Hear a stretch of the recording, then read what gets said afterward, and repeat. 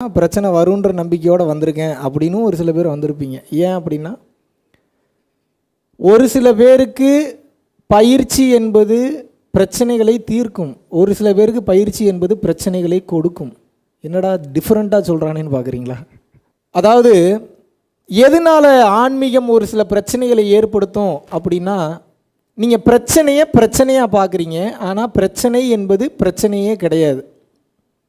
ரொம்ப குழப்பறானா? கொஞ்சம் தெளிவாகவே சொல்கிறேன். இப்போது கார் ஒன்று ஓட்டிகிட்டு போயிட்டுருக்கீங்க. கார் ஒன்று ஓட்டிகிட்டு போயிட்டுருக்கும்போது எக்ஸலேட்டர் மட்டும் இருக்குது, பிரேக்குன்ற ஒன்று கண்டுபிடிக்கலன்னு வச்சுப்போம். என்ன ஆகும்? இப்போ கார் ஓட்டிகிட்டு போயிட்டு, கார்னால் தெரியாது அவங்களுக்கு, காடி, உங்கள் இதுலேயே வரேன், நான் மலேசியன் பாஷையிலே வரேன். காடி ஓட்டிகிட்டு போயிட்டுருக்கீங்க, எக்ஸலேட்டர்ன்ற ஒன்று மட்டும்தான் இருக்குது, பிரேக்குன்ற ஒன்று இல்லைன்னு வச்சுப்போம். என்ன ஆகும்? அப்போது புல்லிங் ஃபோர்ஸ் அப்படின்னு ஒன்று இருந்தால் ஸ்டாப்பிங் ஃபோர்ஸ்ன்ற ஒன்று இருக்கணுமா இருக்கக்கூடாதா? ஏன் அது இருக்கணும்? ஏன் அது இருக்கணும் அப்படின்னா, நம்மளுடைய தன்மையை அப்போது தான் அது கொஞ்சம் உணர்த்தும். Yes or no? எப்பயுமே நான் எக்ஸலேட்டர்லேயே தான் காலை வச்சுக்கிட்டு இருப்பேன், பிரேக்கு பக்கம் நான் திரும்பவே மாட்டேன் அப்படின்னு நீங்கள் இருந்தீங்கன்னா, எப்படி அந்த வண்டி நிற்கும் என்பது போல் 24 மணி நேரமும் பரவச நிலையிலே இருந்தீங்கன்னா நிலை தடுமாறி விடுவீர்கள். ஆன்மீகம் ஆனந்தத்தை தரும் என்பதே ஒரு மாபெரும் பொய். முதல்ல அது தெரிஞ்சுக்கணும். நீங்கள் அப்போ பரவச நிலைக்கெல்லாம் போக மாட்டேன்னா போவீங்க. அது எப்படி அப்படின்னா, இப்போ நீங்கள் கார் ஓட்டிகிட்டு போகிற வழியில் மரம், செடி, கொடி, வீடு, வாசல், வசதி அதையெல்லாம் பார்க்குற மாதிரி தானே தவிர அது எதுவும் உண்மை கிடையாது, கடந்து போயிடும். மரம், செடி, கொடி, வீடு, வாசல், வசதி நிரந்தரமானதா, நிலையானதா? அழிஞ்சிரும்ல என்னைக்காவது ஒரு நாள். அதுபோல் ஆனந்தம் என்பது வந்து வந்து போகின்ற ஒன்று, துன்பம் என்ற ஒன்றும் வந்து வந்து போகின்ற ஒன்று. ஆனந்தமும் துன்பமும் இல்லாத நடுநிலையான நிலைக்கு பெயர் நிம்மதியான நிலை. புரியுதா புரியலையா? நிம்மதி வேணுன்ற வார்த்தை தான் சரியாக இருக்குமே தவிர, உங்களுக்கு நான் ஆனந்தத்தை தருகிறேன், எனது வகுப்பிற்கு வாருங்கள், உங்களுக்கு நான் சந்தோஷத்தை தருகிறேன், என்னிடம் வாருங்கள், உங்களுக்கு மகிழ்ச்சியை தருகிறேன், என்னிடம் வாருங்கள் அப்படின்றது மாபெரும் பொய். இருந்தாலும் கூட அந்த பொய்யை நாங்கள் சொல்ல வேண்டியதாக உள்ளது. ஏன்? இல்லைன்னா வரமாட்டீங்க. ஏன்? கிளாஸில் வந்து உட்காந்துட்டா உங்களுக்கு புரிய வச்சுருவேன், கிளாஸில் வந்து உட்கார்றதுக்குள்ளே எவ்வளோ சேட்டை பண்ணுறீங்க. வரமாட்டேன், டைம் ஆகிடுச்சு, மழை வருது, எனக்கு இம்பார்ட்டன்ட் மீட்டிங் இருக்குது, நான் அங்கே போகணும், இங்கே போகணும், இதை பார்க்கணும், அதை பார்க்கணும். உங்களை பாருங்கள், ஒன்றும் இல்லைன்னு இந்த வாழ்க்கையை புரிய வைக்கிறதுக்குள்ளே நாங்கள் படுற அவஸ்தை எங்களுக்கு தான் தெரியும். இந்த இடத்துல உட்கார்றதுக்குள்ளே நான் படுற அவஸ்தை, வேதனை, கஷ்டம், கவலை, துயரம், துன்பம் நீங்கன்ற ஒன்றே கிடையாதான். அதுதான் உண்மையா? ஆனால் அந்த நீங்கன்ற ஒன்றை உணராத வரைக்கும், ஒன்றே இல்லை அப்படின்றத உணராத வரைக்கும் இல்லாத சீனெல்லாம் போடுவீங்க நீங்கள். அப்படி இருக்கேன், இப்படி இருக்கேன், நான் வசதியானவன், நான் அப்படிப்பட்டவன், நான் இப்படிப்பட்டவன். அப்போ உங்களுக்கு நான் என்ன பண்ண வேண்டியதாக இருக்குது? பொய் சொல்ல வேண்டியதாக இருக்குது. ஆனந்தத்தை தரேன் வாங்க, உங்களுக்கு அதை தரேன் வாங்க, உங்களுக்கு பொருளாதாரத்தை தரேன் வாங்க, உங்களுக்கு என்னென்னமோ தரேன் வாங்க. அப்போ என்ன தம்பி, இந்த ஆன்மீகத்தில் போனால் பொருளாதாரம் இதெல்லாம் வராதா? ஒரு உண்மையை சொல்லணும் அப்படின்னா, யாரும் யாருக்கு எதையும் கொடுக்க முடியாது. ஏன்னா எல்லாமே ப்ரீ ப்ரோக்ராம்டாக பிளான் செய்யப்பட்டுருச்சு, எழுதி வச்சது தான் நடக்காது, தாண்டி ஒன்றும் நடக்காது. நீங்கள் படுற கஷ்டத்துக்கு காரணமும் அதுதான், நீங்கள் படுற சந்தோஷத்துக்கு காரணமும் அதுதான். எது? Any guesses? அது இறைவன் அப்படின்னு நீங்கள் சொல்கிறீங்க. நம்ம ஏன் இறைவன் வச்சுக்கணும்? பாதி பேர் பகுத்தறிவில் கூட வந்திருப்பீங்க. அதுன்னு வச்சுப்போமா, ஏதோ ஒன்று நம்மளை மீறின ஒரு சக்தி தானே எல்லாத்தையும் செயல்படுத்துது. S or no? ஏதோ ஒரு சக்தி, சோ கால்டு சுப்ரீம் பவர்னு வச்சுக்கோங்க, சோ கால்டு பவர்ஃபுல் ப்ராசஸ்ன்னு வச்சுக்கோங்க, என்னமோ ஒன்று அதுன்னு வச்சுப்போமா. ஈஸியாக இருக்கா இல்லையா? ஏதோ ஒன்று, அது என்னன்னு இப்போ நான் பார்த்துட்டேன், நீங்கள் இன்னும் பார்க்கல. அப்போ நான் என்ன பார்த்துட்டேன்னு சொன்னாலும் உங்களுக்கு நம்பிக்கை வராது. என் மேலே இருக்கிற மரியாதைக்கு நம்புவீங்க. ஒரு பெட்டெல்லாம் போட்டிருக்காங்க, சரி பரஞ்சோதி கூப்பிட்ருக்காப்புல, சரி ஏதோ அர்த்தத்தோடு தான் இருக்குன்ற நம்பிக்கைக்கு கேட்பீங்களே தவிர, அதை நான் உணர்ந்து நான் பார்த்தா தானே அது உண்மைன்னு நம்புவீங்க. S or no? அப்போ நான் என்ன சொன்னாலும் உங்களுக்கு கதை தான். அப்போ நான் என்ன சொல்ல முடியும் அப்படின்னு வந்து பார்த்தீங்கன்னா, உங்களை நல்வழிப்படுத்த முடியும், வேற ஒரு பாதையில் சரியான பாதையில் நடக்க வைக்க தான் முடியும். உங்கள் கூடலாம் என்னாலாம் பயணம் பண்ணிட்டுலாம் வர முடியாது. நான் மட்டும் இல்லை, யார் நினச்சாலும் வர முடியாது. அப்போ ஆன்மீகம் என்பது ஆனந்தத்தை தராதா? ஆனந்தத்தை கொடுக்கும், ஆனால் நிரந்தர ஆனந்தத்தை கொடுக்காது. ஏன்னா ஆனந்தம் என்பதே ஒரு மாபெரும் மாயை. இப்போ நீங்கள் இதில் என்ன புரிஞ்சுக்கணும் அப்படின்னா, எப்படி ஒரு காருக்கு பிரேக்குன்ற ஒன்று இல்லை அப்படின்னா வண்டி நிற்காதோ, அதுபோல் உங்களுக்கு பிரச்சனைன்ற ஒன்றை கொடுக்கல அப்படின்னா திமிருத்தனம் ரொம்ப ஓவர் ஆயிரும். உங்களுக்கு கண்ட்ரோல்லே இருக்க மாட்டீங்க. நீங்கள் எல்லாமே சரியாக போச்சுன்னா நீங்கள் எதுக்கு என்னையே பார்க்க வரீங்க? நீங்கள் ஜாலியாக வீட்லேயே உட்காந்து காலாட்டிக்கிட்டே இருக்க மாட்டீங்க. இப்போ நான் ஒரு கேள்வி கேட்குறேன்னா, கரெக்டாக தான் தம்பி இருக்கேன், எனக்கு என்ன பிரச்சனைன்னு கேட்டிங்கன்னா, உங்கள்கிட்ட நான் மறுபடியும் ஒரு கேள்வியை கேட்பேன். கரெக்டாக தான் இருக்குன்றதுக்கு எந்த ஊரில் எந்த டிக்ஷனரியில் நீங்கள் டெஃபினிஷன் பார்த்தீங்க? அப்போ மகாவிஷ்ணுக்கு அந்த டெஃபினிஷன் தெரியுமா? எனக்கும் தெரியாது. அப்போ உன் வேலை என்னடா? எனக்கு ஒன்று மட்டும் தெரியும். என்ன? வேகமாக போகிற வண்டியை ஸ்லோ பண்ணி, இன்னும் ஸ்லோ பண்ணி, டெட் ஸ்லோ பண்ணி இப்போ வண்டியை நிப்பாட்டணும். எனக்கு அவ்வளோதான் தெரியும். மனதினுடைய வேகத்தின் வெளிப்பாடுகள் தான் சுகம் துக்கம். மனம் நின்று விட்டதென்றால் பரிபூரண ஆனந்த நிலை. ஆனந்த நிலைனா ஜாலியாக இருக்கிறதுக்கு பேர் ஆனந்த நிலை கிடையாது. ஆழ்ந்த அமைதி தான் உண்மையான நித்தியானந்த நிலை. நித்திய ஆனந்தம். நித்தியம் அப்படின்னா பரிபூரணம்னு அர்த்தம்.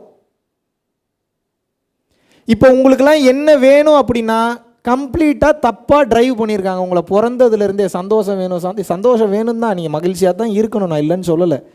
பட் இந்த மகிழ்ச்சி நிலையானது இல்லைன்ற புரிதல் வர்ற வரைக்கும் சந்தோஷமாக இருந்துட்டு படார்னு இது நிரந்தரமானது இல்லை அப்படின்ற அந்த உண்மையை தேடி வந்து விட வேண்டும். இப்போ நான் உங்களை காரு வாங்க வேண்டாம் அப்படின்னு நான் சொல்லலை, வீடு வாங்க வேண்டான்னு சொல்லலை, கல்யாணம் பண்ணிக்க வேண்டான்னு சொல்லலை, செக்ஸ் வச்சுக்க வேண்டான்னு சொல்லலை. நான் ஒன்று தான் சொல்கிறேன். என்ன சொல்கிறேன் அப்படின்னா, நீங்கள் இந்த கேமுக்காக வரல. நீங்கள் வந்த கேம் என்ன அப்படின்னா, துன்பம் இன்பம் அற்ற நடுநிலையான நியூட்ரல் ஸ்டேட்டுக்கு நீங்கள் ப்ராக்டிஸ் பண்ணணும். ஏன் அப்படி நீங்கள் ப்ராக்டிஸ் பண்ணலை அப்படின்னா அடுத்தடுத்த பிறவிகள் என்பது உண்டு. இன்பத்திற்காக ஏங்கினாலும் அடுத்த பிறவி உண்டு, துன்பத்திற்காக ஏங்கினாலும் அடுத்த பிறவி உண்டு. இன்பமும் துன்பமும் வேண்டாம் என்று இருப்பவன் வாழும் போதே முக்தி நிலையை அடைந்து விட்டான் என்று அர்த்தம். இது எப்போ நடக்கும்? அடுத்த செகண்டை பற்றி கவலைப்படாதவனுக்கு நடக்கும். இப்போ நீ ரிசர்வ்டாப்பா, எனக்கு சீட்டு ரிசர்வ்டு கன்ஃபார்ம். பட் அது எண்டு ஸ்டேட் இல்லை. நான் அதை கடந்த உச்சகட்ட நிலைக்கு அருட்பெருஞ்சோதி நிலைக்கு போகணுன்னு நான் போராடிட்டு. இப்போ நான் செத்தாலும் எனக்கு அடுத்த பிறவி கிடையாது, பட்டயத்தில் எழுதி தரேன் உங்களுக்கு. பட் அதை கடந்த பல்வேறு நிலைகள் உண்டு. ஜீவதுரியம், பரதுரியம், சிவதுரியம், சுத்த சிவதுரியம், சுத்த சிவதுரியாதிதம், துவாதசாந்தம், அருட்பெருஞ்சோதி நிலை வரைக்கும் இருக்குது. நான் இப்போ அதுக்கு டார்கெட் பண்ணிகிட்ருக்கேன். நீங்கள் இப்போ என்ன தெரிஞ்சுக்கணும் அப்படின்னா, இந்த உடலில் உங்களுக்கு கொடுக்கப்பட்டதற்குண்டான மாபெரும் நோக்கம், மாபெரும் காரணம் என்னன்னு கேட்டிங்கன்னா, ஊர் சுற்றுறதுக்கு, கார் ஓட்டுறதுக்கு, இதுக்கெல்லாம் கிடையாது. இதெல்லாம் பண்ணுங்க, வேணான்னு சொல்லலை. என்ன வேணாலும் என்னமோ பண்ணி தொலைங்க, நான் எதுவுமே வேணான்னு சொல்லலை. ஆனால் இது எதுவும் நான் பிறந்ததற்குண்டான அந்த நோக்கத்தை எனக்கு கொடுக்காது அப்படின்ற தன்மையில் இது எல்லாத்தையும் என்ஜாய் பண்ணணும். அப்படி இல்லாட்டினா இது நிறைவு பெறாது. இதுக்கு என்னப்பா சாட்சி? என்ன படிச்சிங்க? என்ன பிஹெச்டி படிச்சிருக்கீங்க, +2 தாண்டிட்டீங்க, என்ன வாழ்க்கை வாழ்கிறீங்க? மறுபடியும் எதுக்கு என்னைய தேடி வரீங்க? பரஞ்சோதி மெசேஜ் போட்டாருப்பா, தேடி வந்தேன். இதெல்லாம் ஒரு கொடுமையான்னு கேட்காதீங்க. ஏதோ ஒரு தேவை இருக்கிறதுனால தானே தேடுறீங்க. இன்றைக்கெல்லாம் நீங்கள் விழிச்சுக்கிட்டீங்க, பிரச்சனை கிடையாது. இன்னும் இந்த விழிப்பே இல்லாமல் இதே ஜேபி சிட்டியில் ஏகப்பட்ட பேர் சுற்றிட்டு இருக்காங்க.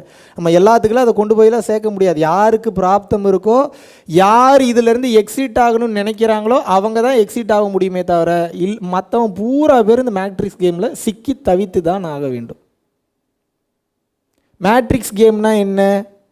கலர் கலராக டிசைனாக காமிச்சிக்கிட்டே இருக்கும். உங்களுக்கு சாகிற வரைக்கும் காட்டும். எதை வச்சு ஓடுறீங்க?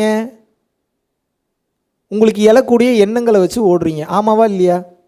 இப்போ உட்காந்து பேசிக்கிட்டே இருக்கீங்க, டக்குன்னு ஐயோ எனக்கு டைம் ஆகிடுச்சு கிளம்பணும்னு எது சொல்லுது? எண்ணம் தானே சொல்லுது. அப்போ அந்த எண்ணத்தை கொடுக்கறது யாருன்னு யோசிக்கணும்ல. எண்ணம் இல்லை என்றால் செயல் கிடையாது. ஏற்றுக்கிறீங்களா இல்லையா?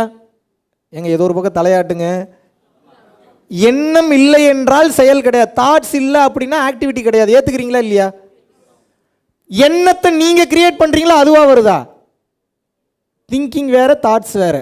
நான் சிந்திப்பது என்பது வேறு, தானாக வரக்கூடிய எண்ணங்கள் என்பது வேறு. அடுத்த செகண்ட் எந்த எண்ணம் வரும்னு உங்களால் ஜட்ஜ் பண்ண முடியுமா? அப்போ அந்த எண்ணத்தை கொடுக்கறது யார்? இதுதான் கேள்வி. அப்போ பிறக்கிறதுலேருந்து சாகிற வரைக்கும் எண்ணத்தை வச்சு தான் செயல் பண்ணுறீங்க. Yes or no? அப்போ பிறக்கிறதுலேருந்து சாகிற வரைக்கும் எண்ணத்தை வச்சு செயல்படுறீங்க அப்படின்னா அந்த எண்ணங்கள் தான் operating force. Yes or no? இப்போ அந்த எண்ணத்தை கொடுக்கறது யார்? இவ்வளோதான் என் கேள்வி.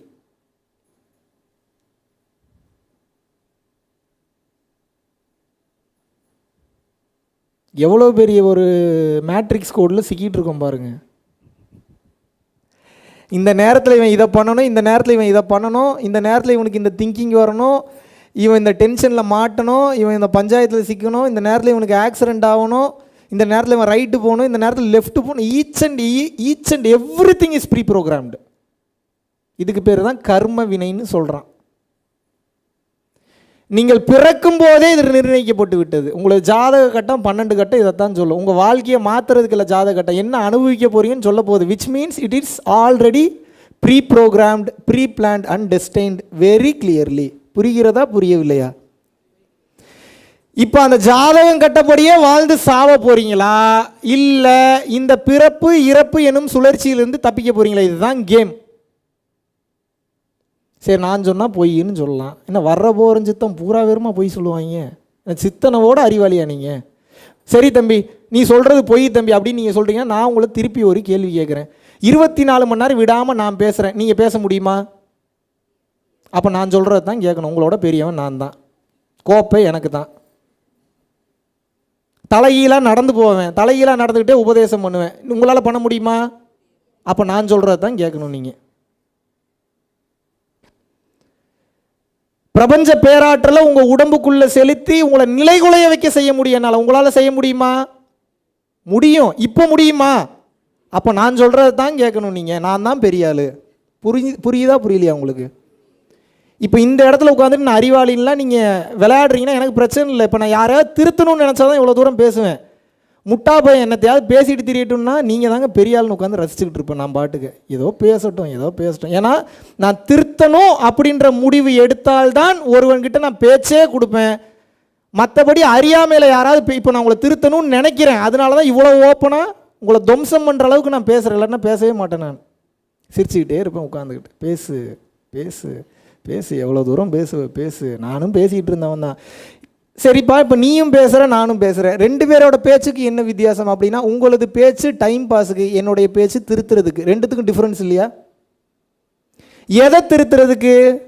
பாதையை திருத்துவதற்கு, எண்ணத்தை திருத்துவதற்கு. இப்போ இந்த எண்ணத்தை கனெக்ட் பண்ணிங்கன்னா உங்களுக்கு விஷயம் புரிஞ்சிடும். எண்ணங்களை வைத்து தான் உங்களது வாழ்க்கையே நடக்குது அப்படின்னா எண்ணங்கள் உங்கள் கண்ட்ரோல் இல்லை. ஏற்றுக்கிறீங்களா இல்லையா? ஏதோ ஒரு பக்கம் தலையாட்டுங்க. மனசார சொல்கிறீங்களா, இல்லாட்டினா இவன் போக மாட்டான் அடுத்த பாயிண்ட்ன்றக்காக சொல்கிறீங்களா? மனசார தானே சொல்கிறீங்க. அப்போ அந்த எண்ணங்கள் படி தான் உங்கள் வாழ்க்கையே நடந்துக்கிட்டு இருக்கு அப்படின்னா அப்போ இந்த எண்ணத்தை கொடுப்பது யார் அப்படின்னு பார்த்தீங்கன்னா நவகிரகங்கள் இந்த எண்ணங்களை உங்களுக்கு கொடுக்கிறது. இந்த புதன் புத்தி ஓடுனா இவனுக்கு தாட்ஸ் இப்படி வரணும், சனி புத்தி ஓடுனா இவனுக்கு தாட்ஸ் இப்படி வரணும், சுக்கிர திசை போனால் இவனுக்கு தாட்ஸ் இப்படி வரணும். இப்போ சுக்கிர திசை ஓடுதுன்னா ஜென்ரலாகவே வந்து பார்த்தீங்கன்னா நம்ம ஜோதிடம் என்ன கேட்டிங்கன்னா தெரியும். அவர் எனக்கு ஃபுல்லாலாம் தெரியாது, ஜாதகம் ஜோதிடம்லாம் ஏதோ ஓரளவுக்கு இருக்கிற அறிவில். திருமாறன் நல்லா ஜாதகம் பார்ப்பார், ஜோதிடம்னு சொல்லவே வேணாம். 23 வருஷம் மலேசியாவில் இருக்கார். கேட்டிங்கன்னா தெரியும். சுக்கிர புக்தி ஓடிச்சு அப்படின்னா லாவிஷான மென்டாலிட்டியை கொடுக்கும். பகட்டு மேனிக்க வாழணும்னு தோணும். என்ன எதாவது தப்பாக சொல்கிறேன்னா கரெக்டு தானே? சரி, நான் கையை தூக்கிட்டாப்புல. நல்லா லாவிஷான மென்டாலிட்டி, சுகபூகமான வாழ்க்கை வாழணும்னு தோணும். வாகன பிரியர், காராக வாங்கணும்னு தோணும், ஏதாவது புது புது வண்டி வாங்கணும்னு தோணும். இதுவே ராகு திசை ஓடுச்சுன்னா இடத்துக்கு தகுந்த மாதிரி மாறும். பொதுவாக ராகுவோட குணம் என்பது என்ன? இந்த மாதிரி ஒவ்வொரு கிரகத்துக்கும் ஒவ்வொன்று இருக்குது. ராகுவோட குணம் பிரம்மாண்டத்தை காட்டும், வாயிலேயே பஞ்சாயத்து பண்ணும், வாயிலே செருப்படி வாங்க என்னத்தையாவது பேசி, வாயிலே ஜெயிக்கும் சில நேரத்தில்.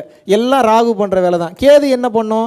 அவன் எவ்வளோ பெரிய ஆளாக இருந்தாலும் ஒன்றும் இல்லைங்க, இப்படியே தான் இருப்பான். ஏன்னா கேது என்பவன் ஞானக்காரகன், ஞானத்தை கொடுக்குறவன்.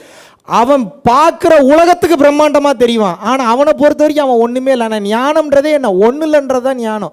ஒன்றும் இல்லைன்றதை உணர்ந்ததுனால உலகத்துக்கு பெருசாக தெரிகிறான். ஏன், ஒன்றும் இல்லைன்றதை உணர உணர உணர உணர தான் அந்த பிரம்மாண்டமே வெளிப்படும். இதான் ரகசியம், இதான் சீக்ரெட். இது கேதுவோட குணம். புதனுடைய குணம் என்ன, ஆயக்கலைகள் 64க்கு அவன் தான் ஹெட்டு. அறிவு எல்லாம் எதை கேட்டிங்கனாலும் தெரியும். அரசியல் பேசுவான், விளையாட்டு பேசுவான், ஞானம் தெரியும். அவனுக்கு தெரியாத விஷயமே கிடையாது. யாரு, புதன். ஒவ்வொருத்தனும் ஒவ்வொரு மாதிரி. செவ்வாய் யாரு, நிர்வாகத்திறன், போல்ட்னஸ், அடிச்சிருவேன், வெட்டிடுவேன், குத்திடுவேன். நல்லா பாருங்க, இந்த செவ்வாய் திசையோ அந்த திசையோ போகிறப்ப பிச்சிருவேன், மேஞ்சிருவேன். அவனை என்ன பண்ணுறோம், இந்த தைரியத்தெல்லாம் கொடுக்குறது செவ்வாய் தான் கொடுக்கும். ஆனால் ஏதாவது தப்பாக சொல்கிறேன்னா, உங்களை வேற பக்கத்தில் வச்சு கிறுக்கு இருக்குன்னுது, அப்பப்போ கேட்டுக்கிறது நல்லதில்ல. இது செவ்வாயுடைய குணம். இதுபோல இது மாந்தின்னு ஒன்று இருக்குது, நிழல் கிரகங்கள் சொல்லுவாங்க. கழுத்தை அறுக்கிறவன் அவனுக்கு பேர் என்ன, கரெக்டு தானே? கழுத்தை அறுப்பவனுக்கு பேர் யார், மாந்தி. ஆளை போட்டு தள்ளணும்னா அவனை தான் ஆக்டிவேட் பண்ணி விடுவானுங்க, முடிச்சிருவான், ஆளை முடிச்சிருவான். ஏன், நீ வந்த வேலை ஒன்றும் பிடுங்கலை, இதுக்கப்புறம் ஒன்றும் பிடுங்க போகலன்றது தெரியும், நீ போ செத்துருன்னு சொல்லி ஆளை முடிச்சு விட்ருவான். எப்போ உங்களுக்கு ஆயுள் அதிகமாக கிடைக்கும் என்றால், உங்களால் இன்னொரு 10 உயிர் நல்லா இருக்கும்னா உங்களுக்கு ஆயுள் எக்ஸ்ட்ரா ஆகும். ஆயுள்னா நீங்கள் வண்டிக்கு ஊற்றுறீங்களா, அந்த ஆயுள் கிடையாது. ஆயுள்னா என்ன, லைஃப் ஸ்பேன். என்ன ஆயுள், உங்களால் இன்னொரு 10 உயிர் நல்லா இருக்கும்னு தெரிஞ்சா உங்களுக்கு ஆயுளை அதிகமாக கொடுப்பான். ஆனால் அவன் பாருங்க, பெரும் கருணை கொண்டவன். நீங்கள் பொண்டாட்டியை டார்ச்சர் பண்ணாலும், அதை பண்ணாலும், இதை பண்ணால், எதை பண்ணாலும் வாட்ச் பண்ணிக்கிட்டே இருப்பான். உங்களால் ஒரு புரோஜனம் இல்லை, திருந்தவே மாட்டேன்னு தெரிஞ்சுன்னா முடிச்சு விட்ருவான். அப்போ இந்தந்த நேரத்திற்கு இந்தந்த எண்ணம் எனக்கு வர வேண்டும் என்பது யார்கிட்ட கொடுத்துருக்கான், நவகிரகங்கள் கிட்ட அந்த பொறுப்பை கொடுத்துருக்கான். இப்போ நவகிரகங்களின் கர்ம வினைப்படியே வாழ்ந்து சாவ போகிறோமா, இல்லை நமது அறிவை பயன்படுத்தி, 6ஆம் அறிவை பயன்படுத்தி பிறப்பு இறப்பு எனும் இந்த மாபெரும் சுழற்சியிலிருந்து தப்பிக்க போகிறோமா? இதுதான் கேம். மனித உடல் கிடைக்கிறதே மாபெரும் அதிசயம். எப்படி மனித உடல் கிடைப்பதே, இதைத்தான் ஔவையார் என்ன சொன்னாங்க, அரிது அரிது மானிடராய் பிறத்தல் அரிது. அடேங்கப்பா, வார்த்தையை கவனிங்க. சும்மா படித்து மனப்பாடம் பண்ணிட்டு போகக்கூடாது, அதை ரசிக்கணும், அதில் ஆழமாக போகணும், போனால் தான் புரியும். அரிது, முதல் வார்த்தை என்ன, அரிது, கஷ்டமா. அப்புறம் இன்னொரு வார்த்தை என்ன, செகண்ட் வார்த்தை என்ன, மறுபடியும் அரிது தான். ஔவையார் மாதிரியான வாயிலிருந்து அரிதுன்னு வந்தாவே பெரிய மேட்ரு. 2 டைம் அரிது அப்படின்னு போட்டால் எவ்வளோ பெரிய மேட்ரு. அப்போ என்ன, அரிது அரிது, எது அரிதான், மானிடராய் பிறத்தல் அரிது. அடேங்கப்பா, மனுஷனாக பிறக்கிறதே பெரிய கஷ்டமா. அதனினும் அரிது, அதுவே கஷ்டமா. அதனினும் அதோட பெரிய கஷ்டம் ஒன்று இருக்கான். இப்போ நம்ம ஃபர்ஸ்ட் அரிதுல இருந்து தப்பிச்சிட்டோமா இல்லையா, மனுஷனா பிறந்துட்டோமா இல்லையா. அதனினும் அரிது, அதோட பெரிய கஷ்டம் ஒன்று இருக்கான். அது என்ன, கூன், குருடு, செவிடு, பேடு நீங்கி பிறத்தல் அரிது. அடேங்கப்பா, கூன் இல்லாமல், குருடு இல்லாமல், செவிடு இல்லாமல், முழுதாக ஆணாக முழுதாக பெண்ணாக பிறப்பது ரொம்ப ரொம்ப ரொம்ப ரொம்ப ரொம்ப ரொம்ப ரொம்ப ரொம்ப ரொம்ப ரொம்ப ரொம்ப எத்தனை ரொம்ப வேணாலும் போட்டுக்கோங்க, அவ்வளோ பெரிய கஷ்டமா. இப்போ இது 2லையும் பாஸ் பண்ணிட்டோமா இல்லையா, நம்ம பாஸ் பண்ணிட்டோமா இல்லையாங்க. சரி, இப்போ பாஸ் பண்ணிட்டீங்க. இப்போ என்ன பண்ணணும் இந்த உடம்பை வச்சு, உடம்பார் அழியின் உயிரார் அழிவர், திடம் பட மெய் ஞானம் சேரவும் மாட்டார், உடம்பை வளர்க்கும் உபாயம் உணர்ந்த பின் உடம்பை வளர்த்தேன் உயிர் வளர்த்தேனே. யாரு யார் சொன்னது இது, திருமூலர்.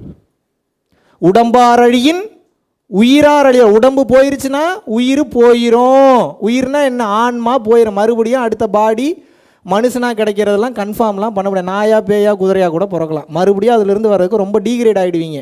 எப்போ, புண்ணிய செயல்கள் செய்யவில்லை என்றால். உடம்பாரடியின் உயிரார் அழிவர், திடம்பட மெய்ஞானம். திடம்பட மெய்ஞானம்னா என்ன, ஸ்ட்ராங்கான மெய்ஞானம் வரவே வராதான் உடம்பு போயிடுச்சுன்னா. திடம் பட மெய் ஞானம் சேரவும் மாட்டார், வராதரா அவனுக்குன்றாப்புல. உடம்பை வளர்க்கும் உபாயம் உணர்ந்த பின், எப்படி எழுதியிருக்காப்புல பாருங்க, என்ன ஞானம், என்ன ஒளியாற்றல். உடம்பை எப்படி வளர்க்குறது, எப்படி இப்படி வளர்க்குறதா, ஹெல்த்தியாக வளர்க்கணும். உடம்பை வளர்க்கும் உபாயம் உணர்ந்த பின். உண்மையான ஹெல்த்தி பாடி எப்படி இருக்கும்னா, வள்ளலார் எப்படி இருந்திருப்பார் தெரியுமா? நீங்கள் பார்க்குறதெல்லாம் வள்ளல் பெருமானுடைய உருவமே கிடையாது. எலும்பும் தோலுமா, பார்க்குறதுக்கு விகாரமாக, கன்றாவியாக, கேவலமாக, எப்போ பார்த்தாலும் சோகமாக இருப்பார். அவர் தான் வள்ளலார். இன்றைக்கி நல்ல தேஜஸாக ஒயிட் கலர் ஃபோட்டோவை போட்டு பூரா ஏமாற்றிட்டு இருக்காங்க. ஏன்? ஆன்ம பலம் பொருந்தியவனுக்கு உடல் பலம் இருப்பது போல தெரியும், ஆனால் இருக்காது. ஏன்? ஆன்ம பலம் உடல் பலத்தை விட பல லட்சம் கோடி மடங்கு ஆற்றல் மிக்கது. இப்படி தட்டினார்னா அடித்து அடுக்கி மேலே இருந்து லைட்னிங் வரும். லைட்னிங்னா என்ன? மின்னல் வெட்டும் தொட்ட இடத்துல. இதுதான் ஆன்ம பலம். நமக்கு தேவை ஆன்ம பலமா உடல் பலமா? நல்லா சாப்பிட்டு உடல் பலத்தை மட்டும்தான் ஏற்றி வச்சிருக்காங்க. ஆன்ம பலம் எங்க? திடம்பட மெய்ஞானம் சேரவும் மாட்டார், உடம்பை வளர்க்கும் உபாயம் உணர்ந்த பின். உடம்பை எப்படி வளர்க்கணும் அப்படின்னா, நல்ல சத்தான உணவுகளை வைத்து உணவுகளை சாப்பிட்டு இந்த உயிர் தங்குவதற்கு இந்த உடலையே கோவிலாக மாற்ற வேண்டும். நீங்கள் கோயில் போய் வெளியூரில் கட்டுறது, வெளிநாட்டில் கட்டுறது, நீங்கள் தங்கியிருக்கிற நிலத்தில் கட்டுறதெல்லாம் ரெண்டாவது. முதல்ல இந்த உடம்பை கோவிலாக மாற்ற வேண்டும். அதவே நம்மளால் முடியலன்னா நீங்கள் கோவில் கட்டி என்ன பிரயோஜனம்? உடம்பை வளர்க்கும் உபாயம் உணர்ந்த பின் உடம்பை வளர்த்தேன், உயிர் வளர்த்தேனே. உடம்பு வளர்ந்துருச்சுன்னா உயிர் வளர்ந்துருங்கிறார். இதே மாதிரி பாட்டு வரிசையாக என்னால் பாட முடியும். பட் எனக்கு இந்த மனப்பாடம் பண்ணி ஏதோ 4-5 பாட்டு தான் வச்சுருக்கேன். ஃபுல்லாக அனுபவத்தில் வர்றதுனால பேசிக்கான பாடல் மட்டும் இப்போதைக்கு புரிஞ்சுக்கோங்க. ஃபுல்லாக நம்ம விளக்கங்களில் போயிடும், இல்லைன்னா ரொம்ப குழம்பிடுவீங்க பாட்டுக்குள்ளேயே டீப்பாக போனோம்னா. உங்கள் வேலை என்ன அப்படின்னா, இந்த உடலை கொடுத்ததற்குண்டான மாபெரும் நோக்கம் நீங்கள் இறை நிலையை அடைய வேண்டும். ஏன் அடையணும்? இல்லைன்னா மறுபடியும் மாட்டிட்டு சிக்கி தவிப்பீங்க. சிக்கி தவிக்கிறோம். உனக்கு என்னப்பா பிரச்சனை? எனக்கு ஒரு பிரச்சனையும் கிடையாது. எனக்கு என்ன பிரச்சனை?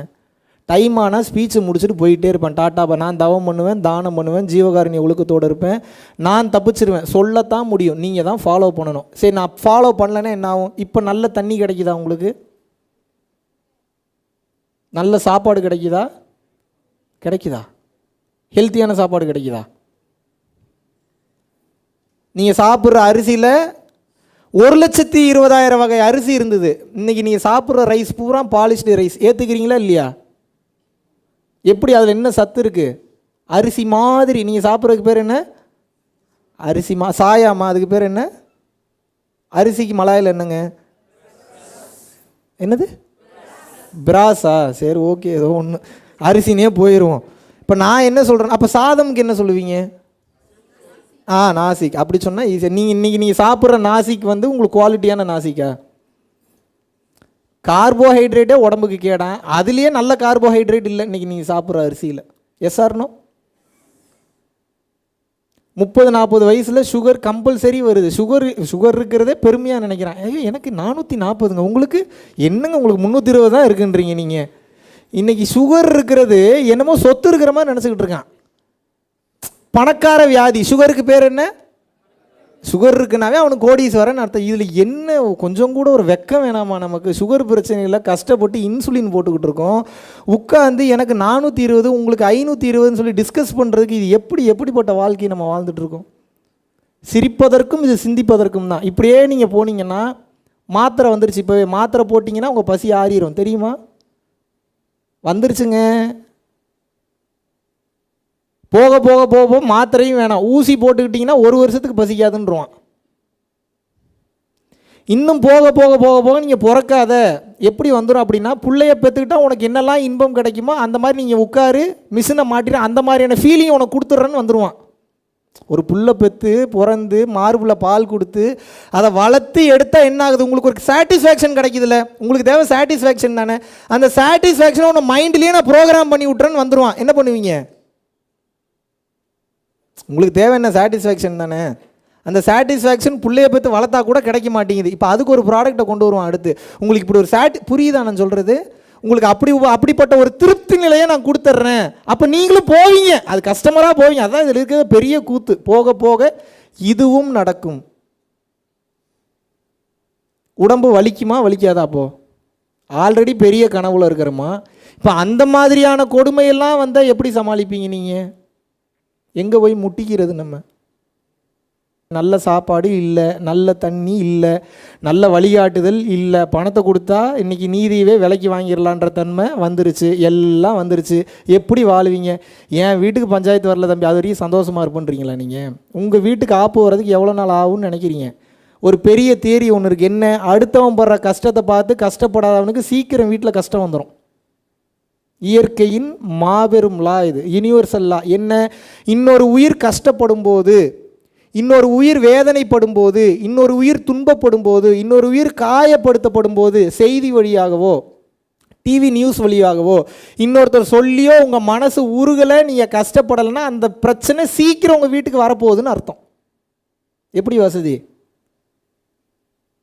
ரொம்ப பயம் பொறுத்துறேன்னா பயம்லாம் பொறுத்தலை, இருக்கிறது தான் சொல்கிறேன், வேறு வழி இல்லைல்ல. இப்படியே ஜாலியாக என் வீட்டுக்கு பிரச்சனை வரல, நான் நிம்மதியாக இருக்கேன், நான் சந்தோஷமாக இருக்கேன், இப்படியே வாழ்ந்தீங்க அப்படின்னா கண்டிப்பாக உயிர் போயிடும். உயிர் போனாலும் நிம்மதியாலாம் போகாது. இப்படி எப்படி உட்காந்து இப்படியே பயத்து, அப்போ தான் இறைவன் மேலே பக்தி வரும், இறைவன் மேலே நம்பிக்கை வரும். நான் என்ன சொல்கிறேன், உங்கள்கிட்ட பொய் சொல்லி எனக்கு ஒன்றும் நடக்க போகிறதில்ல. என் பேரை எங்கேயாவது பயன்படுத்துங்கன்னு சொல்கிறேன்னா அவசியமே கிடையாது, நான்ற ஒன்றே கிடையாது. அப்புறம் என் பேரை நீங்கள் பயன்படுத்தினா என்ன, பயன்படுத்தாட்டி எனக்கு அதை பற்றி அவசியமே. பரம்பொருள் ஃபவுண்டேஷன் பேரை யூஸ் பண்ணாதீங்க, காஞ்சி விஸ்வநாத சுவாமிகள் பேரை யூஸ் பண்ணாதீங்க, எதையும் எங்கேயும் யூஸ் பண்ணாதீங்க. நீங்கள் தெளிஞ்சிருங்க. நான் உங்கள்கிட்ட வேண்டி விரும்பி கேட்டுக்கிறதுலாம் ஒன்று தான், என்ன? தெளிஞ்சிருங்க. எப்படி தெளியணும்? நான் சாக போகிறேன், எப்போ வேணாலும் சாகலாம், இப்போ இந்த செகண்ட் எனக்கு உயிர் போகுது அப்படின்னா எனக்கு சீட்டு ரிசர்வ் ஆயிடுச்சு, அடுத்த பிறவியில் நான் அஷ்யூர் பண்ண முடியும். உங்களால் முடியுமா? இவ்வளோ தான் என் கேள்வி. இந்த செகண்ட் எனது உயிர் பிரிந்தாலும் கூட நிம்மதியாக ஜாலியாக டாட்டா பாய் பாயின்ட்டு நான் போயிடுவேன், நீங்கள் போக முடியுமா? இதுதான் கேள்வி. முந்தானேத்து கூட அவுட் ஆஃப் பாடி இந்த ஜோதி எனக்கு தெரியும், நான் எங்கே இருக்கிறேன்றதே தெரில. அவர் பார்த்து மிரண்டுட்டார், என்னடா அவன் அடிக்கடி போகிறான் அடிக்கடி வரான். போனால் போனது தான், மெஜிஷியன் நினச்சிடாதீங்க. இதெல்லாம் எல்லாருனாலையும் முடியும். உடலை விட்டு உயிர் பிரிக்கிறதுக்கு சின்ன சின்ன ப்ராக்டிஸ் பண்ணிங்கன்னா போதும், சில நேரத்தில் அதுவே போகும், அதுவே வரும். எதுக்கு? போய் ரிலாக்ஸ் பண்ணிட்டு வரும். போகும் வரும், போகும் வரும், போகும் வரும், போச்சுன்னா போனது தான். அதுக்கப்புறம் போகும்போது புண்ணியமும் ஜீரோ பாவமும் ஜீரோவில் இருக்குன்னா முடிஞ்சு, you are now in safe situation. அடுத்த பிறவி என்பது கிடையாது. புண்ணியம் நம்பர் 1 இருந்தாலும் பாவம் நம்பர் 1 இருந்தாலும் இல்லை நம்பர் 1 தாண்டி பல நம்பர் இருந்தாலும் அடுத்த பிறவிகள் என்பது உண்டு. மாட்டிக்கிட்டு தவிப்பீங்க. மலேசியாவில் பிறந்து நல்ல அப்பா அம்மாவுக்கு பிறந்துட்டீங்க, பிரச்சனை இல்லை. ரொம்ப மோசமான நாடு சவுத் ஆஃப்ரிக்கா மாதிரியான ரொம்ப கஷ்டப்படக்கூடிய, போட்டு தள்ளக்கூடிய, எய்ட்ஸ் அதிகமாக இருக்கக்கூடிய நாட்டில் போய் உங்களை பிறக்க வைக்கிதுன்னா என்ன பண்ணுவீங்க? நீங்கள் என்ன சூஸ் பண்ணி வரீங்களா? இந்த நாட்டில், இந்த வீட்டில், இந்த இடத்துல நான் போய் பிறக்கணும்னு நீங்களா சூஸ் பண்ணி போகிறீங்க? போடா வெண்ணன்னு அனுப்புவாங்க, போயிடணும், சரிங்க ஐயா அப்படின்ட்டு போயிட வேண்டியது தான். அது எங்கே அனுப்புதோ அங்கே தான் போக முடியும் நம்மளால். சீரியஸ்னஸ் புரியுதா?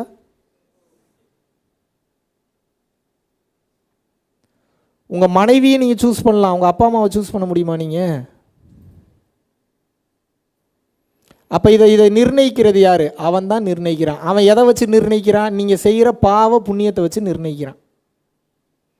நீங்கள் செய்கிற பாவ புண்ணியத்தை பொறுத்து நல்ல அம்மாவா நல்ல அப்பாவா, கெட்ட அம்மாவா கெட்ட அப்பாவா, வசதியான வீடா வசதி இல்லாத வீடா, நோயுள்ள உடம்பா நோய் இல்லாத உடம்பா, நல்ல நோய் இல்லாத உடம்புல அப்புறம் நோய் கொடுக்கணுமா இல்லை கொடுக்கக்கூடாதா? இது எல்லாமே எதை பொறுத்தது என்றால் நீங்கள் செய்யும் செயல்களை பொறுத்தது. செயல்கள் எதை பொறுத்தது?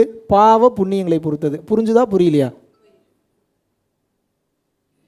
ஈஸியாக போச்சு உங்களுக்கு. ஏதோ வாழ்ந்து அப்படியே எவன் எப்படி போனால் எனக்கு என்ன, நான் பாட்டுக்கு ஜாலியாக இருக்கேன், எனக்கு சாப்பாட்டுக்கு பணம் வருது, நான் சம்பாதிக்கிறேன், நான் வசதியாக இருக்கேன், நான் கோடி கோடியாக என்னத்தை கோடி கோடியாக வச்சு என்னத்தை பண்ண போகிறீங்க? நானும் பரஞ்சோதி என்ன நேற்று தான் அப்போ பேசிட்டு போயிட்டு இருக்கும்போது அவர் வீட்டு பக்கத்தில் ஒரு பில்டிங், அவர் பேர் எனக்கும் தெரிஞ்சாலும் சொல்ல மாட்டேன். எத்தனை கோடின்னு இருக்கும் அந்த வீடு? மலேசியனோட கரன்சிக்கு உங்களுடைய கால்குலேஷன் படி 1.8 மில்லியன் வீடு, வால்வோ காரு அத்தனை வச்சுருந்தாப்புலன்னா அப்போ நீங்கள் புரிஞ்சுக்கணும், இப்போ அவர் இல்லை. ஏன்? இதய துடிப்பு ஸ்லோவாகி ஆளே அவுட்டு. ஏன்? அவர் பார்த்த தொழில் அந்த மாதிரி தொழில். அது என்ன தொழில்னா அப்புறம் அவர் உயிர் எடுங்க, என்கிட்ட கேட்காதீங்க.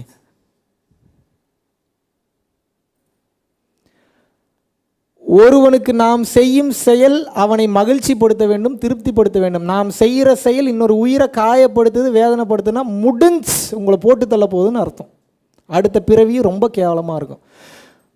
மனிதனுடைய பார்வைக்கு சொத்து சேரும், புகழ் சேர்ற மாதிரி இருக்கும், வீடு நல்லா பில்டிங்காக ஏறுற மாதிரி இருக்கும், 10 கார் 20 கார் இருக்கும், வீட்டில் நிம்மதியே இருக்காது, எவனும் சப்போர்ட்டுக்கு வரமாட்டான். நான் எத்தனை பேர்த்த பார்க்குறேன். இது பணம் மட்டுமே பிரதானமாக வைத்து கொண்டு நீங்கள் ஓடும்போது, எனக்கும் பணம் அவசியம் தான், நான் இல்லைன்னு சொல்ல, அவசியமான பணம் பிரச்சனையே கிடையாது. அதுவும் ஒருவன் பணம் கொடுக்கும்போது மனம் உவந்து கொடுக்கணும், வைத்தறிச்சலில் கொடுக்கக்கூடாது. ஐயோ போதேன்னா நீங்கள் போயிடுவீங்க, அவ்வளோதான், முடிஞ்சு. கான்செப்ட் புரியுதா? புடுங்கக்கூடாது அவன்கிட்ட இருந்து, பாவம், அவனே பாவம், அதை சம்பாரி. அப்படி நீங்கள் ஆத்திர அவசரத்துக்கு பிடுங்கிட்டீங்கனாலும் நீங்கள் கொடுக்குற ப்ராடக்ட்லேயோ சர்வீஸ்லேயோ அவன் திருப்தி அடைஞ்சிடணும், மேட்ச் ஆயிரும். ஐயையோ போச்சுன்னு கதறினானா உங்களுக்கு அடி விழுகும், உங்கள் குடும்பத்தில் இருக்கிறவனுக்கு அடி விழுகும், உங்கள் சார்ந்தவன் எல்லாத்துக்கும் அடி விழுகும். ஏன்? நீங்கள் கொடுக்குறத வச்சு உங்களை சார்ந்திருக்கிறவன் எல்லாரும் என்ஜாய் பண்ணுறான்ல, அப்போ இதையும் சேர்த்து தானே என்ஜாய் பண்ணி ஆகணும். கால்குலேஷன் புரிகிறதா? இப்போ எப்படி வாழணும்? இறைவனுக்கு பயந்து வாழணும். இறைவனுக்கு எப்படி பயந்து வாழ்ற? எப்போ பார்த்தாலும் அந்த பயம் கிடையாது. எனக்கு ஆப்பர்ச்சுனிட்டி இருக்குது, உங்களுக்கு என்ன, நீங்கள் சில பேர் கோடியாக பணம் சம்பாதிக்கிறீங்க, ஏகப்பட்ட ஆப்பர்ச்சுனிட்டிஸ் வச்சுருக்கீங்க அப்படின்னா உங்களுக்கு என்ன பெரிய நல்ல வாழ்க்கை வாழ்றதா நினைப்பா? உங்களை லாக்கில் சிக்க வச்சுருக்காங்கன்னு அர்த்தம். என்னென்ன அர்த்தம்? கண்ணு தெரியுமா? கண்ணு முன்னு தெரியாமல் போவீங்க. நீங்கள் பணம் காசு அதிகமாக இருக்குன்னா எப்படி போவீங்க? கண்ணு முன்னே தெரியாது, எப்படியோ போவீங்க. எவனையும் கண்டுக்க மாட்டீங்க, ஈகோவில் ஆடுவீங்க, எவனையும் மதிக்க மாட்டீங்க, எவனுக்கும் ஹெல்ப் பண்ண மாட்டீங்க. சும்மா உங்களுக்கு அள்ளி கொடுப்பாங்க, நீங்கள் இப்படி கிள்ளி கூட கொடுக்க மாட்டீங்க. இத்தினோண்டு ஓரத்தில் கொஞ்சம் தொட்டு வேணால் நக்கிக்கப்பா, அவ்வளோலாம் கொடுக்க முடியாதுப்பாம்பீங்க. ஒரு மரத்தில் இருக்கக்கூடிய 4 ஆப்பிள்கள் கீழே உள்ள 4 பேருக்கும் கிடைக்க வேண்டும் என்பது இயற்கையின் கொடை, இயற்கையின் விதி. இயற்கை கரெக்டாக கொடுத்துருச்சு, 4 ஆப்பிளை கொடுத்துருச்சு, ஒரு மரத்தையும் கொடுத்துருச்சு, கீழே 4 ஆளையும் கொடுத்துருச்சு. இப்போ இந்த இயற்கை என்ன பண்ணுது? இந்த பிறவி எனும் பெரும் சுழற்சியிலிருந்து உங்களை தப்பிக்க வைக்கிறக்கா என்ன பண்ணுது? அறிவுன்ற ஒன்று கொடுத்து சோதிக்குது. எப்படி சோதிக்குது? இந்த 4 ஆப்பிளையும் 4 பேர் பகிர்ந்து சாப்பிட்றானுங்களா, இல்லை மரம் ஏற தெரிஞ்ச ஒருத்தன் ஒரு ஆப்பிளை மட்டும் எடுத்து 3 பேர் கொடுத்துட்டு மீதி 3 ஆப்பிளை தனியாக சாப்பிட்றானான்னு சோதிக்குது. எது சோதிக்குது? இயற்கை சோதிக்குது. நீங்கள் பொண்டாட்டி ஏமாற்றலாம், புருஷனை ஏமாற்றலாம், பிள்ளைங்களை ஏமாற்றலாம், இயற்கையை ஏமாற்ற முடியுமா? முடியுமா? அப்படியே ரெக்கார்ட் ஆகும் எல்லாமே. நீங்கள் பண்ணுற வேலை, விடுற மூச்சு, செய்கிற செயல் ரெக்கார்ட் ஆச்சுன்னா என்ன ஆகும்? நீங்கள் இயற்கைக்கு பதில் சொல்லித்தான் ஆக வேண்டும். அப்போ உடல் தெம்பு இருக்கிற ஒருத்தன் ஒரு பழத்தை 3 பேருக்கு கொடுத்துட்டு 3 பழத்தை சாப்பிட்றவன் உத்தமனா, கொஞ்சோண்டு கடிச்சிட்டு அந்த 3.25 பழத்தையும் எல்லாருக்கும் பகிர்ந்து கொடுக்குறவன் உத்தமனா? பகிர்ந்து கொடுப்பவன் தான் உத்தமன். எத்தனை பேருக்கு இங்கே பகிர்ந்து கொடுக்கக்கூடிய தன்மை இருக்கிறது? இதுதான் கேள்வி. இப்போ கேமே இப்போ இதில் தான் இருக்குது. தம்பி, என் குடும்பத்துக்கே பத்தலையே, பத்தாமல் தான் போகும். ஏன் ஆசை அவ்வளோ வச்சிங்கன்னா எப்படி பத்தோம்? தம்பி, எனக்கு தங்கம் வேணும். உங்கள் வீட்டில் தங்கமே இல்லையா? பவுனாக வேணும் தம்பி. எதுக்கு பவுனாக வச்சு என்ன பண்ண போகிறீங்க? இல்லை தம்பி, அதான் தம்பி சேஃப்டி. உங்களுக்கு சேஃப்டி தங்கம் வைரம் கொடுக்குதா, இறைவன் கொடுப்பாரா? கேம், அடுத்த கேம் அங்கே தான். தங்கம் வைரம் இருக்கக்கூடிய பல பேர் பார்த்தீங்கன்னா நிம்மதி இல்லாத நோய்களோடு சுற்றி திரிகிறார்கள். தெரியுமா தெரியாதா உங்களுக்கு? தங்கம் வைரம் சம்பாதிக்கிறேன், பணம் சம்பாதிக்கின்ற பேரில் பாவத்தை அதிகமாக சேர்த்து கொண்டு சஃபர் ஆகி கொண்டு இருக்கிறார்கள். ஏற்றுக்கிறீங்களா இல்லையா? தங்கம் இருக்கும், வைரம் இருக்கும், பேங்க் பேலன்ஸ் இருக்கும், உடம்புல நோய் இருக்கும் கூடவே. எப்படி என்ஜாய் பண்ணுவீங்க? ஆரோக்கியம் இல்லாத செல்வ வளம் அவசியமானதா? எப்படி பயன்படும் உங்களுக்கு? எந்த விதத்தில் பயன்படும்? எப்படி அதை வச்சு எப்படி பயன்படுத்துவீங்க? அப்போ இறை என்ன பண்ணுது அப்படின்னா, உங்களை அடுத்தடுத்த கட்டம் வளர்ச்சிக்கு எப்படி தெரியுமா கொண்டு போகும்? உங்கள் வாழ்க்கையை நான் வாழ முடியாது, என் வாழ்க்கையை நீங்கள் வாழ முடியாது. இருந்தாலும் இப்போ இருக்கக்கூடிய சுச்சுவேஷனில் நீங்கள் எப்படி வாழணும்னு நான் சொல்லித்தரேன், நல்லா புரிஞ்சுக்கோங்க. பிரச்சனை வரத்தான் செய்யும், சாகிற வரைக்கும் வரும். ஏன்னா அதுக்கு பேர் பிரச்சனை இல்லை, புரிதல் இல்லாதனால அதுக்கு பேர் பிரச்சனை. எனக்கும் தான் பிரச்சனை வருது, எனக்கும் தான் பஞ்சாயத்து வருது. ஆனால் நான் எல்லாத்துலேயும் தப்பிச்சு வந்துக்கிட்டே இருக்கேன். ஏன் நான் கடவுளோட குழந்தையா? அப்போ நான் கடவுளோட குழந்தை, நீங்கள் என்ன சாத்தானோட குழந்தையா? நீங்கள் எல்லாரும் இங்கே கடவுளோட குழந்தை தான். ஏன் எனக்கு சொல்யூஷனும் பின்னாடியே வந்துடுது அப்படின்னா, எனக்கு பிரச்சனை வரும்போது அதை நான் பிரச்சனையாக பார்க்கல, அதை நான் சேலஞ்சாக பார்க்குறேன். என்னவா பார்க்குறேன்? நீங்கள் பிரச்சனையாக பார்க்குறீங்க, வலிக்குது. நான் என்னவா பார்க்குறேன்? சேலஞ்சுனா என்ன? அதை எப்படி சால்வ் பண்ணணும்னு பார்ப்பேன். எப்படி பார்ப்பேன்? எப்படி இந்த சேலஞ்சை நான் எப்படி சால்வ் பண்ணுறது? அப்போ எனக்கு ரூட் கிடைக்குமா கிடைக்காதா? ஏன் என்னுடைய மனம் இந்த சேலஞ்சுக்கு உண்டான பதிலை தேடுகிறது. பதிலை தேடும்போது மனமே குருவாக இருந்த செயல்பட்டு அந்த பதிலை மனசே தான் கொடுக்குது, இறைவன் கொடுக்கலன்னா உள்ளதான் இருக்கிறான், இறைவன் வெளியே இல்லை. நீங்கள் என்னவா பார்க்குறீங்க? ஐயோ பிரச்சனை, ஐயோ பிரச்சனை, ஐயோ பிரச்சனை. இந்த மைண்டு நம்ப ஆரம்பிச்சிருது. என்ன பண்ண ஆரம்பிக்குது? நம்ப ஆரம்பிச்சோன்னே அப்போ பிரச்சனை தான் போல, பிரச்சனை தான் போல, பிரச்சனை தான் போல, பிரச்சனை தான் போலன்னு சிக்கிக்கிறீங்க உள்ள. பிரச்சனையாக நம்புனீங்கன்னா பிரச்சனை தான், சேலஞ்சாக பார்த்து எனக்கு சொல்யூஷன் கிடைக்கும்னு நம்புனீங்கன்னா இது நம்பி இதுக்கு இந்த மனசு அப்படின்ற இந்த குழந்தைக்கு சொல்லி புரிய வைக்கணும். என்னன்னு சொல்லி புரிய வைக்கணும்னா, உனக்குள்ளே தான் எல்லாம் இருக்குது, எல்லா பதிலும் உனக்குள்ளே தான் இருக்குது, எல்லா பிரச்சனைக்கு சொல்யூஷன் உனக்குள்ளே தான் இருக்குது. அப்போ நீங்கள் என்ன ப்ராக்டிஸ் பண்ணணும் இந்த மனசுக்கு அப்படின்னா, நீ தாண்டா எல்லா கேள்விகளுக்கும் நீ தாண்டா சாவின்றதை உனக்கு புரிய வைக்கணும். இப்போ இவ்வளோ தூரம் பேசுகிறேன், எனக்கு யார் இவ்வளோ தூரம் சொல்லி கொடுத்தா? போன கிளாஸ் எத்தனை பேர் அட்டன் பண்ணீங்க? கை தூக்குனீங்களே. போன கிளாஸில் பேசினேன், ஏதாவது இந்த கிளாஸில் பேசுகிறேன்னா நான்? நீங்கள் மறுபடியும் இன்னும் 100 கிளாஸ் வந்தீங்கன்னா புதுசாக பேசுவேன் நான். ஆனால் மேட்ரு ஒன்று தான், என்ன எதுவும் வெளியில் எல்லாம் உள்ளதாக இருக்குது. டிசைனாக பேசுவேன், கலராக பேசுவேன். நீங்கள் பிரச்சனை, ஐயோ பொண்டாட்டி பிரச்சனை தம்பி, ஐயோ கடன் பிரச்சனை தம்பி, எனக்கு சாப்பாடு பிரச்சனை தம்பி, அது பிரச்சனை தம்பி, இது பிரச்சனை தம்பி. டிசைனாக கலராக தான் வேறு இருக்குது. மேட்ரு ஒன்று தான், என்ன இதுக்குண்டான சொல்யூஷன் என்கிட்ட இருக்கு நம்ப ஆரம்பிச்சிட்டிங்கன்னா மனமே அதற்குண்டான பொக்கிஷத்தை உங்களுக்கு கொடுக்கும். இதுதான் மாபெரும் ரகசியம். ஏன்னா உண்மையான செல்வம் என்ன அப்படின்னா இன்டெலிஜென்ஸ் அல்லது ஞானம். அதுதான் உண்மையான சொல்யூஷன். இப்போ நான் என்ன கேட்குறேன், தங்க கட்டியும் உங்கள்கிட்ட கொடுத்துட்றேன், அது பொக்கிஷமா இல்லையா? அறிவில் பேசுங்க, இப்போ டக்குன்னு ஞானி மாதிரி பேசாதீங்க. இப்போ ஒரு தங்க கட்டியை உங்கள்கிட்ட கொடுத்துட்றேன், அது பொக்கிஷமா இல்லையா? சரி, தங்கம்னா என்னன்னே தெரியலன்னு வச்சுப்போம் உங்களுக்கு, இப்போ அது பொக்கிஷமா? அப்போ தங்கம் பொக்கிஷமா, தங்கத்தை பற்றிய ஞானம் பொக்கிஷமா? அப்புறம் இப்போ உங்ககிட்ட நான் என்ன பண்ணிடுறேன், ஒரு 100 மில்லியன் மலேசியன் ரிங்கெட்ஸ் பணம் கொடுத்துட்றேன். பணம்னா உங்களுக்கு என்னன்னே தெரியல, இப்போ இது பொக்கிஷமா? அப்போ கலர் பேப்பர் தானுங்க அது. அப்போ அந்த கலர் பேப்பருக்கு வேல்யூ கொடுக்கறது எது? So called intelligence.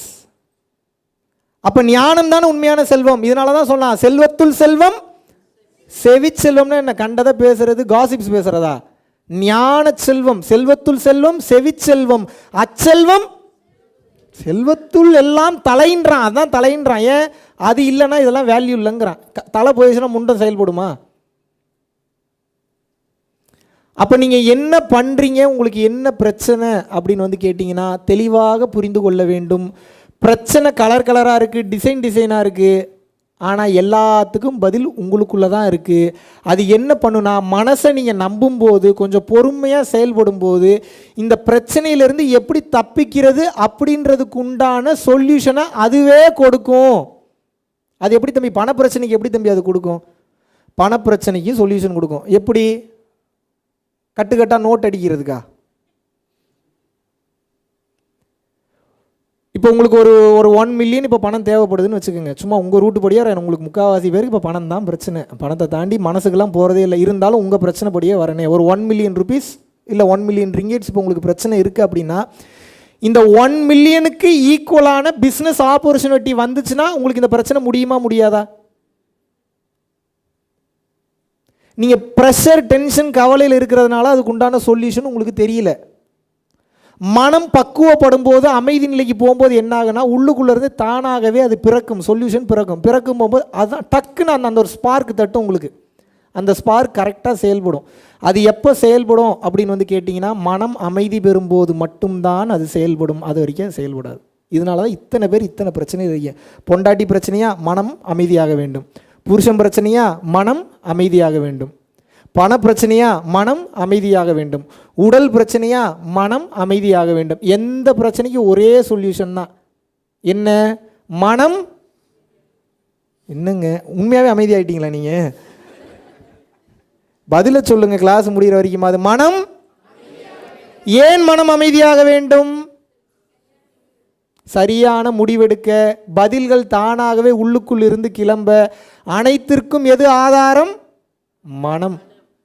மனம் அமைதி பெற அமைதி பெற அமைதி பெற அமைதி பெற அனைத்தும் உள்ளுக்குள் இருந்து தானாக மலரும். கோயிலுக்கு தானே அனுப்பிட்டு இருக்காங்க இன்னும் உங்களை. எவனுக்கு வந்து உனக்குள்ளே எல்லாம் இருக்குன்னு எவன் சொல்லித்தரான்? அப்போ கோயிலுக்கு போகிறது தப்பா? நானும் தான் எதுக்கு? சும்மா டைம் பாஸ்க்கு போகணும். அங்கெல்லாம் ஜாலியாக போய் அந்த சிற்பங்களை ரசித்து உட்காந்து அங்கே இருக்கக்கூடிய வைப்ரேஷனை சாப்பிட்றதுக்கு போகணும். அங்கே கடவுள் இருக்குன்னெலாம் போகக்கூடாது. ஏன்? கோயிலுக்கு போகும்போது அப்போ என்ன தம்பி நடக்குது? ஆல்ரெடி அமைதியான சூழல், அந்த வைப்ரேஷன் அங்கே இருக்கும். அப்புறம் என்ன? மந்திரம் ஏதோ ஒன்று சொல்லி சொல்லி சொல்லி சொல்லி சொல்லி சொல்லி அந்த இடத்த இன்னும் கிளென்ஸ் பண்ணி வச்சுருப்பாங்க. அப்புறம் என்ன? அந்த இடத்த கொஞ்சம் சுத்தபத்தமாக இருக்கும்போது ஒரு சில நல்ல ஆற்றல்கள் அந்த இடத்துல பிரவேசம் பண்ணும். அப்புறம் என்ன? அந்த இடத்துக்கு போகும்போது ஆட்டோமேட்டிக்காக உங்கள் மைண்ட் அமைதியாகிடுது. மனம் அமைதியாகும் போது என்ன ஆகுது? கடவுள்கிட்ட போய் வேண்டுறீங்க. என்னத்தை போய் வேண்டுறீங்க? ஒன்றும் வேண்டலை. மனம் அமைதி பெறும்போது உள்ளே போனோடனே மனசு அமைதியாகுதா இல்லையா? கோயிலுக்குள்ளேயோ மாஸ்க்குள்ளேயோ சர்ச்சுக்குள்ளே போகும்போது ஆகுதா இல்லையா? மனம் அமைதி பெறுது. மனம் அமைதி பெறும்போது என்ன ஆகுறீங்க? கோயிலுக்குள்ளே போகிறீங்க.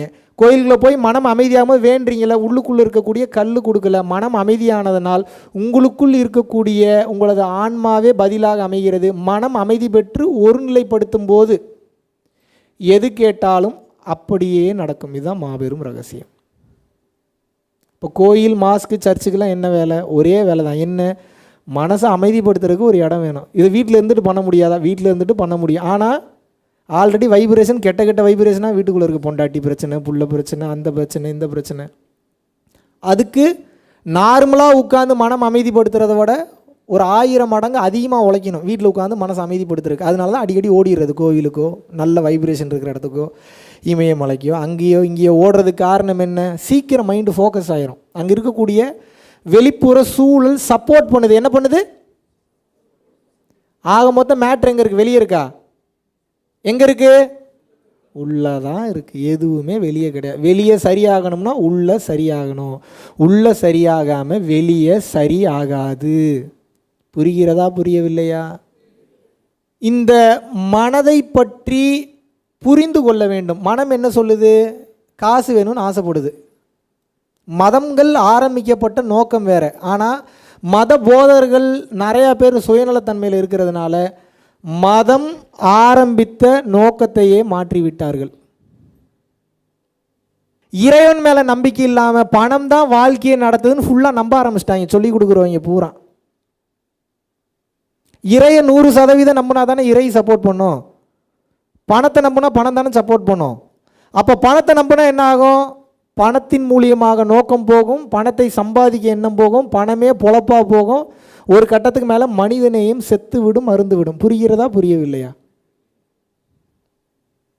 அப்போ பணத்தை பிரதானமாக வைத்து போகும்போது மூச்சு மாறும், லுக்கு மாறும், ஸ்பீச் மாறும், எல்லாம் மாறும். அன்பை அடிப்படையாக வைத்து போகும்போது இந்த உயிரை எதை சொல்லி லிபரேட் பண்ணலான்றதுலேயே தான். லிபரேட்னா என்ன? விடுதலை அடைய வைக்கிறது. இப்போ ஒன்றும் இல்லை, உங்களுக்கு எவ்வளோ பெரிய பிரச்சனையாக வந்தால் அந்த பிரச்சனையை என்னால் சரி பண்ணவே முடியலன்னா கூட ஒன்றும் இல்லைப்பா, சரியாயிரும் போப்பா, ஒன்றும் இல்லைப்பா, பார்த்துக்கலாம்ப்பானா அது எவ்வளோ பெரிய ஒரு நம்பிக்கையை கொடுக்குது. அதே இன்றைக்கி பண்ண மாட்டாங்க எவனுமே. இந்த உலகத்திற்கு சக்ஸஸ்ஃபுல்லான பர்சன்ஸ் போதும். நிறைய சக்ஸஸ்ஃபுல்லான பர்சன் இருக்கான். கோடீஸ்வரனுங்க போதும். எவன் கோடீஸ்வரன்? இயற்கை ஒருத்தன் தான் கோடீஸ்வரன். இயற்கைகிட்ட இருந்து பிடுங்கி பத்திரமா இது என்னோடதுன்னு பட்டா போட்டு வச்சுருக்கிற பேர் கோடீஸ்வரனா? இயற்கை ஒருவனை தவிர இங்கே யாருமே கோடீஸ்வரன் கிடையாது. அப்போ இயற்கைகிட்டேருந்து பிடுங்கி பிடுங்கி பிடுங்கி பிடுங்கி நான் வாழ்கிற வரைக்கும் 10 தலைமுறையை தாண்டி எனக்கு சொத்து சேர்த்து வைக்கணும்னு சேர்த்து வச்சவன் எப்படி கோடீஸ்வரன் ஆக முடியும்? வாய்ப்பு இருக்கா? இப்போ நான் என்ன பண்ணணும்? ஒவ்வொருத்தனும் இந்த மனநிலையில் இருக்கணும். நடக்கிற காரியமாக அது எங்கே பிரச்சனை பாருங்கள். இப்போ என்ன பண்ணணும்? கட் அண்ட் ரைட்டாக தெளிவாக பக்காவாக. சிங்கப்பூருக்கு எப்படி இவ்வளோ சூப்பர் சிட்டியாக மாறிச்சு? லீ குவான் யூன்ற ஒரு மிக சிறந்த ஆட்சியாளன் கிடைச்சதுனால கட்டுக்கோப்பாக அந்த அரசாங்கம் நடக்குது. சின்ன சின்ன பஞ்சாயத்துகள் இருக்கத்தான் செய்யும், அதெல்லாம் விட்டுருங்க, எந்த நாட்டிலையும் அது இருக்கும். பட் தி பெஸ்ட் கண்ட்ரின்னு பேர் எடுத்திருக்கா இல்லையா? ஏன்? ஆட்சியாளன் சரியாக இருந்தான். அப்போ இந்த உண்மையை, இந்த ஆன்மஞான ரகசியத்தை உணர்ந்த தெரிந்த எல்லா உயிர்களையும் தன்னுயிர் போல கருதக்கூடிய ஒரு ஆட்சியாளன் மெயினான பொசிஷனில் இருந்தால் தான் அப்படிப்பட்ட சட்டத்தை போடுவான், அப்படிப்பட்ட புத்தகங்கள் கல்வியாக கொடுப்பான். அந்த கல்வி ஞானமாக போகும். சின்ன வயசுலேருந்தே இதை சொல்லி பழக்கணும். நீங்கள்லாம் களிமண் மாதிரி, நீங்கள்லாம் எப்படிப்பட்ட ஆள், இன்க்ளூடிங் மீ, நான் என்னையும் சேர்த்துக்கிறேன். நம்மெல்லாம் எப்படிப்பட்ட ஆள், எப்படி செதுக்கிறோமோ எப்படி செய்கிறோமோ அப்படி தான் வருவீங்க. சின்ன வயசுலேருந்தே பணம் பணம் பணம் பணம் பணம் பணம்னு வளர்த்ததுனால பதிஞ்சிருச்சு. இப்போ அப்படி தான் செயல்படும் உங்கள் சாஃப்ட்வேரு. சின்ன வயசுலேருந்தே குணம் குணம் குணம் குணம் குணம் குணம்னு சொல்லியிருந்தீங்கன்னா மாறி இருப்பீங்க. மாறலைன்னா என்ன, 2 அடி அடித்து 2 மிதி மிதிச்சிருந்தா மாறுவீங்களா மாட்டிங்களா? இன்னைக்கு கையை வைக்கணும்னு போனாவே கேஸ் போட்டுறீங்களே. இப்போ சொல்லுங்கள், கோடி ரூபாய் பணமோ கோடி கோடியாக சொத்தோ இல்லை மற்ற விஷயங்களோ உண்மையாகவே நமக்கு ப்ராப்பர்ட்டியா, அது சொத்தா? இருந்தாலும் அதெல்லாம் விட்டுருங்கன்னு நான் சொல்ல, அதெல்லாம் சம்பாரிச்சுக்கோங்க, வேறு வழி இல்லை. இன்றைக்கி இருக்கக்கூடிய காலகட்டத்தில் அதெல்லாம் நம்ம சம்பாரித்து தான் ஆகணும். அதெல்லாம் இல்லைன்னா அடுத்த கட்டம் போக முடியாது. படிங்க, டிகிரி வாங்குங்க, ஆனால் இதனால் ஒரு புரோஜனமும் இல்லைன்ற தன்மையிலேயே இதெல்லாம் செய்யணும். இன்றைக்கி நானும் தான் இப்போ பணம் அவசியம் இல்லைன்னு சொன்னாலும் எனது ஃபவுண்டேஷனுக்கும் அன்னதானத்துக்கு பணம் தேவைப்படுகிறது. எல்லா உயிர்களுக்கும் சாப்பாடு போகணுன்ற தன்மையில் நான் வந்திருக்கேன். அதுக்குண்டான வேலையை நான் செய்து தான் ஆகணும். Yes or no?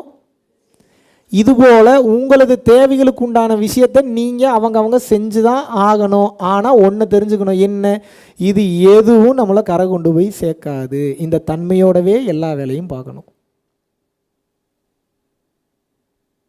புரியுதா புரியலையா? சரி, இப்போ என்னை என்னதான்ப்பா பண்ண சொல்கிற நீங்கள்? உங்கள் எல்லா பிரச்சனைக்கும் சொல்யூஷன் என்கிட்ட இல்லை. நான் பார்த்துட்டேன், எல்லா சொல்யூஷனும் எனக்குள்ளே பார்த்துட்டேன். அதனால எந்தவித ஒளிவு மறைவுமின்றி அப்படியே ரகசியத்தை சொல்லித்தரேன், பிடிச்சிக்கங்க இருக்கமா. மறுபடியும் வெளியில் எதையும் தேடி சுத்தாதீங்க.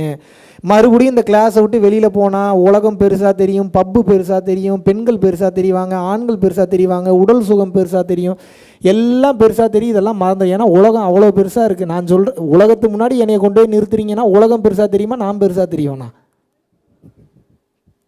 அப்போ எப்படி இதெல்லாம் ஞாபகம் இருக்கும்? மறந்துடுவீங்க தானே? Yes or no?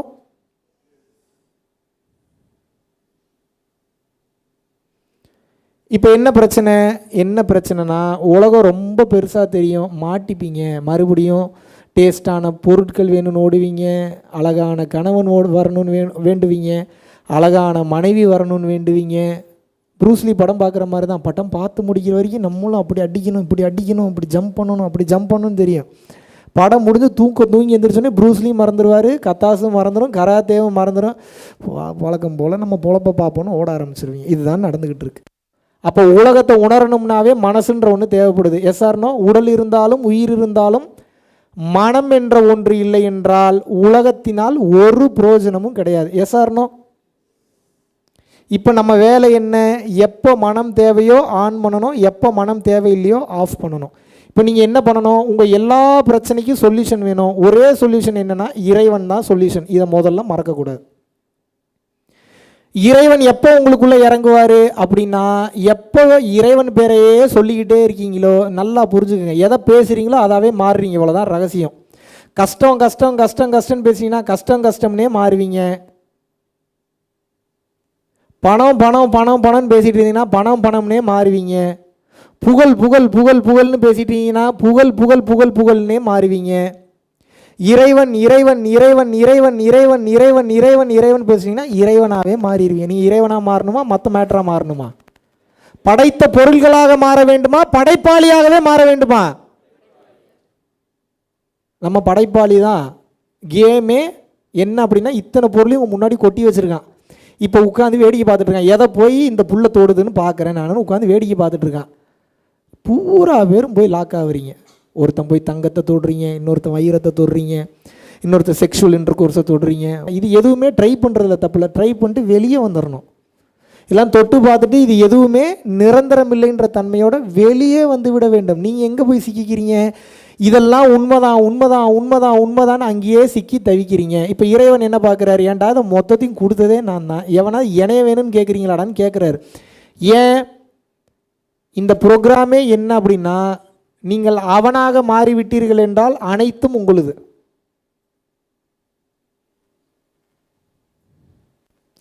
அற்ப சுகத்துக்கு ஆசைப்பட்டு அது போதும் இது போதும் நிற்கிறதுனால நீங்கள் சிக்கி கொண்டு தவித்து கொண்டிருக்கிறீர்கள். புரிகிறதா புரியவில்லையா? இப்போ நீங்கள் என்ன பண்ணணும், சொல்யூஷனுக்கு ஏங்கணும். சொல்யூஷனுக்கு எல்லா விதமான சொல்யூஷனுக்கும் சொல்கிறேன். எப்படி ஏங்கணும், பிரச்சனை பிரச்சனை பிரச்சனை பிரச்சனைன்னு பார்க்காம, இறைவன் என்னை ஏதோ உணர வைத்திருக்கிறான், இறைவன் என்னை சரி செய்வான், இறைவன் என்னை சரி செய்வான், இறைவன் என்னை சரி செய்வான்ற தன்மையிலேயே ஒவ்வொரு டைம் மனசு போட்டு உங்களை அழுத்தும் போது நம்பணும் இறைவனை. ஒரு 2-3 வருஷம் ஆகும். இன்றைக்கி ஆரம்பிச்சிங்கன்னா, இன்றைக்கி ஆரம்பித்தாவே 2-3 வருஷம், அதுவும் ரெகுலராக அந்த ப்ராக்டிஸில் இருக்கும்போது. இறைவனாக மாறுவதும் ப்ராக்டிஸ் தான். எப்படி இறைவனாக மாறுவதும் ப்ராக்டிஸ் தான். எப்படி ப்ராக்டிஸ் பண்ணோம், இறைவன் பார்த்துப்பாரு, இறைவன் பார்த்துப்பாரு, இறைவன் பார்த்துப்பாரு, இறைவன் பார்த்துப்பாரு, இறைவன் முட்டாள்தனமாக தான் இருக்கும், உங்களுக்கு வேறு வழி இல்லை. ஏன், அது ஒரு மறைபொருள். அந்த பொருளிற்கு பேர் என்ன,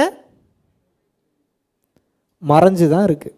ஆனால் மறைஞ்சு இருக்கக்கூடிய அந்த மறைபொருள் தான் கண்ணிற்கு தெரியக்கூடிய அனைத்து காட்சி பொருள்களையும் இயக்குகிறது. புரிகிறதா புரியவில்லையா?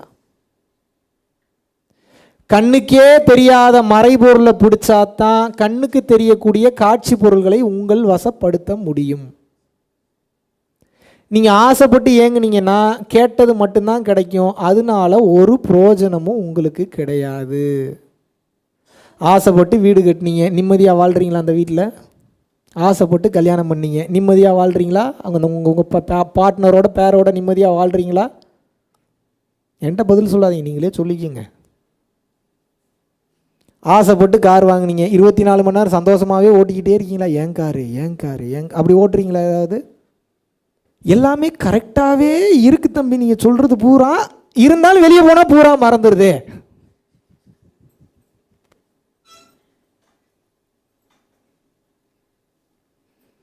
அதுக்கு தான் உங்களுக்கு தகுந்த மாதிரி இப்போ நான் இறங்கி வந்துட்டேன். ஒரே ஃபார்முலாவை பிடிச்சிங்க, எல்லாத்துக்கும் எல்லா ரோகத்திற்கும் ஒரே நிவாரணி என்ன.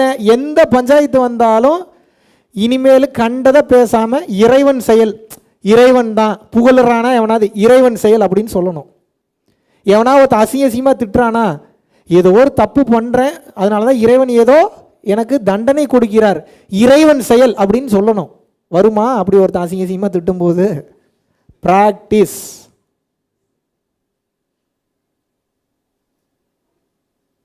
எங்கேயாவது குழியில் போய் கால் தடிக்கி கீழே விழுந்துட்டீங்களா? நல்ல வேலை காலோட போச்சு, இறைவன் செயல், தப்பிச்சிட்டேன்னு சொல்லணும். ஏன்னா இது பூரா டெஸ்ட்டு தான். பூமியில் பிறந்துட்டீங்கன்னாவே சாகிற வரைக்கும் உங்களுக்கு டெஸ்ட்டு தான். சொல்லுங்கள், சாகிற வரைக்கும் டெஸ்ட்டு தான். இந்த டெஸ்ட்டை எப்படி பாஸ் பண்ணணும்? நீங்கள் எது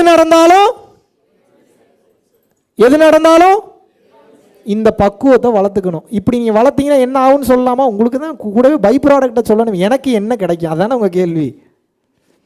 என்ன நடக்கும்னா, இறைவன் இறைவன் இறைவன் இறைவன் சொல்ல சொல்ல உங்கள் உடம்புல இருக்கக்கூடிய பல லட்சம் கோடி செல்களில் இறைவன்ற வார்த்தை பதியும். பதிய பதிய என்ன ஆகும்னா செல்களுடைய இயக்கமே மாறும். இப்போ சயின்ஸ் பேசுகிறேன் நான், பேய் பிசாசுக்கு அதெல்லாம் பேசலை. உடல் என்பதே ஒரு மாபெரும் எந்திரம். இந்த எந்திரத்தில் என்ன மந்திரத்தை ஏற்றுறீங்களோ அப்படி தான் இந்த உடம்பு செயல்படும். இதான் ரகசியம். ஏன் நெகட்டிவாக திங்க் பண்ணாத பாசிட்டிவாக திங்க் பண்ணுன்னு சொல்கிறாங்கன்னா அது காரணம் இதுதான். அப்படி சொல்ல சொல்ல இந்த பாடி அதை நம்ப ஆரம்பிச்சிடும். இதுக்கு நல்லது கெட்டதெல்லாம் தெரியாது, எதை சொல்கிறீங்களோ அதை நம்பிடும் அது. இதனால தான் நல்லவங்க கூட சரி கெட்டவங்க கூட சேராதுன்னு ஏன் சொல்கிறான்னா, அவன் சொல்ல சொல்ல நீங்களும் நெகட்டிவாக மாறிடுவீங்க, அதை நம்ப ஆரம்பிச்சிடுவீங்க. புரியுதா புரியலையா? எல்லாரும் என்ன நினச்சிக்கிறாங்க, இப்போ என்கிட்ட யாராவது வந்து தம்பி நீங்கள் தான்ப்பா கடவுள், நீங்கள் தான் மகான்னா டக்குன்னு இறை செயலுங்க அப்படின்னு சொல்லுவேன். எல்லோரும் சார் எவ்வளோ பணிவு தன்னடக்கமாக இருக்கான்னு நினைப்பேன். அப்படிலாம் ஒரு மண்ணாங்கட்டியும் கிடையாது. ஏன் அப்படின்னா, ரெகுலராக இறைவன் பேரை சொல்லலை அப்படின்னா இந்த தன்மையிலேருந்து நான் கீழே இறங்கி போயிடும். புரியுதா புரியலையா உங்களுக்கு? பணிவுன்ற ஒன்றும் கிடையாது, தன்னடக்கம்ன்ற ஒன்றும் கிடையாது. கான்செப்ட் ஃபார்முலா தான் இங்கே வேலை செய்யும். ஒரு கட்டத்துக்கு மேலே இறைவன் இறைவன் இறைவன் இறைவன் சொல்ல சொல்ல அது பழக்கம் வழக்கமாக மாறி பதிஞ்சிரும் உங்களுக்குள்ள. பதிஞ்சோன்னே என்ன ஆகும்? அப்போ ஆட்டோமேட்டிக்காகவே இறைவன்றுவீங்க. இப்போ என்ன கான்செப்ட்னா, இறைவன் இறைவன் இறைவன் இறைவன் இறைவன் இறைவன் சொல்ல சொல்ல ஒவ்வொரு செல்களிலும் அது பதிந்து விடும்.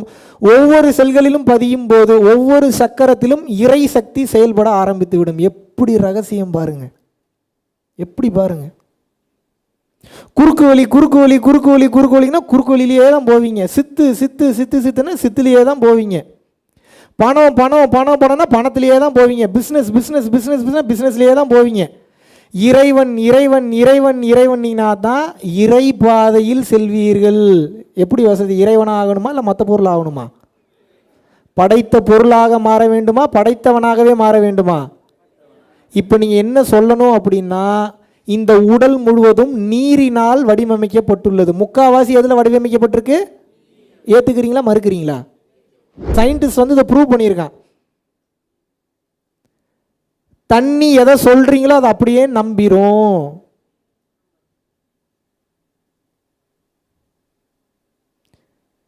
இப்போ நீங்கள் என்ன பண்ணணும் அப்படின்னா, ஒரே ப்ராக்டிஸ் தான், அத்தனைக்கு சொல்யூஷன். நீங்கள் இதை மட்டும் ப்ராக்டிஸ் பண்ணி பாருங்கள், உங்கள் வாழ்க்கை எப்படி மாறுதுன்னு மட்டும் பாருங்கள்.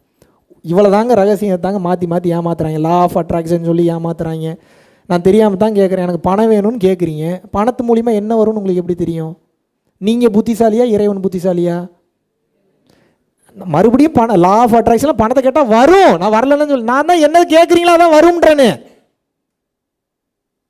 புரியுதா புரியலையா? என்ன கேட்டாலும் வருங்க, வராதுலாம் கிடையாதுங்க. நீங்கள் புத்திசாலி படைச்ச பொருளை கேட்பானா படைச்சவனவே கேட்பானா? படைச்ச பொருள்ன்றது படைக்கப்பட்ட பொருள் தான். படைச்சவன் தான் சூத்திரதாரி, அவன் தான் ஃபார்முலாவை கிரியேட் பண்ணியிருக்கான். பணம் எப்படி அடிக்கணுன்ற மிஷினையும் கொடுத்து அத்தாரிட்டியும் கொடுத்தாச்சுன்னா பணம் எதுக்கு உங்களுக்கு? மிஷினும் அந்த அறிவும் போதுமே, அடித்து தள்ளுவீங்களே நீங்கள். இப்போ உங்களுக்கு இப்போ எது வேணும்? பணம் வேணுமா, அந்த இன்டெலிஜென்ஸ் வேணுமா? அந்த இன்டெலிஜென்ஸுக்கு இன்னொரு பேர் இறைவன் அர்த்தம். பேரறிவு இஸ் ஆல்சோ கால்ட் அஸ் இறைவன். புரிகிறதா புரியவில்லையா? இது அகத்தியர் என்ன சொல்றாருன்னா, சரி நான் சொன்னா தான் நம்ப மாட்டீங்க. அகத்தியர் என்ன சொல்றாருன்னா, இதை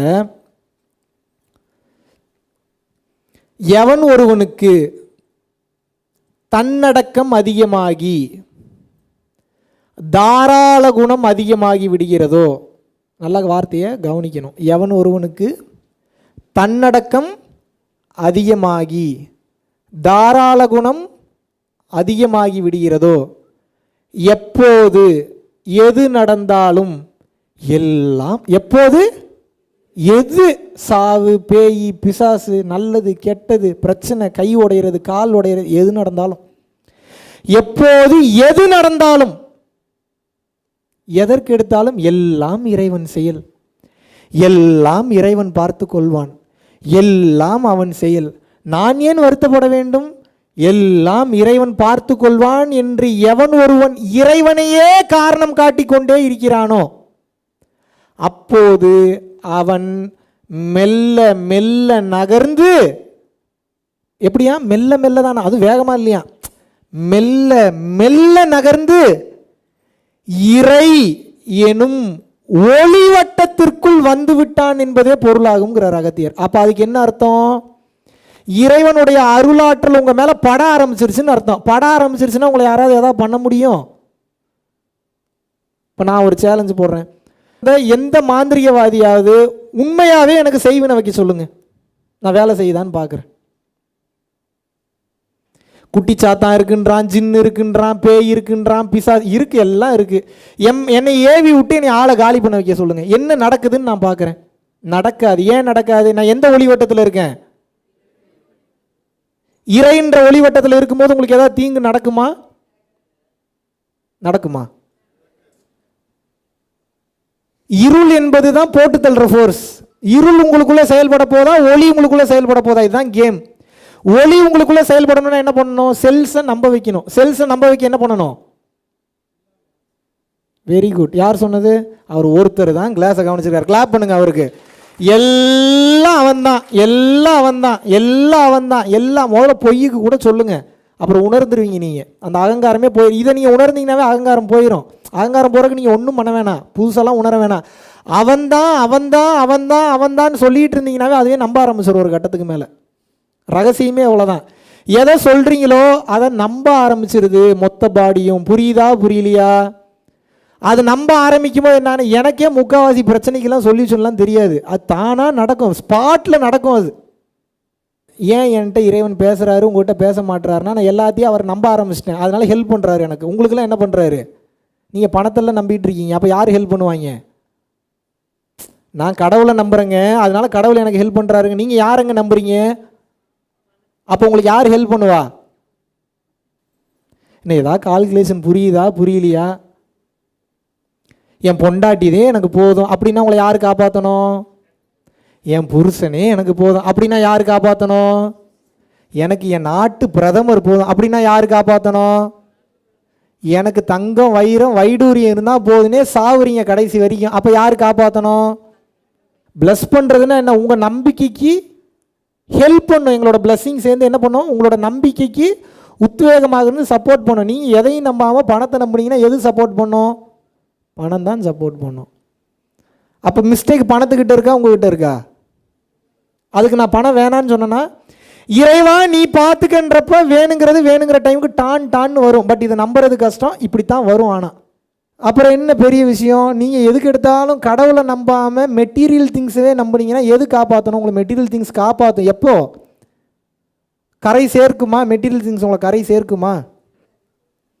உண்மையாகவே கொடுத்து வச்சோங்க. ஏன்னா இன்றைக்கி என்னென்னமோ கண்டென்ட் இறங்குது, எவன் பேசுகிறானே தெரில. மேலேருந்து என்ஜாய் பண்ணுங்க. எனக்கே புதுசு. உங்கள்கிட்ட சொல்லிட்டு நானே இந்த அர்த்தத்தை வேறு மாதிரி உள்ளுக்குள்ளே ரீட் பண்ணிகிட்டு இருக்கேன். ஓ இப்படிலாம் ஒரு ரூட் இருக்கும் போல் அப்படின்னு.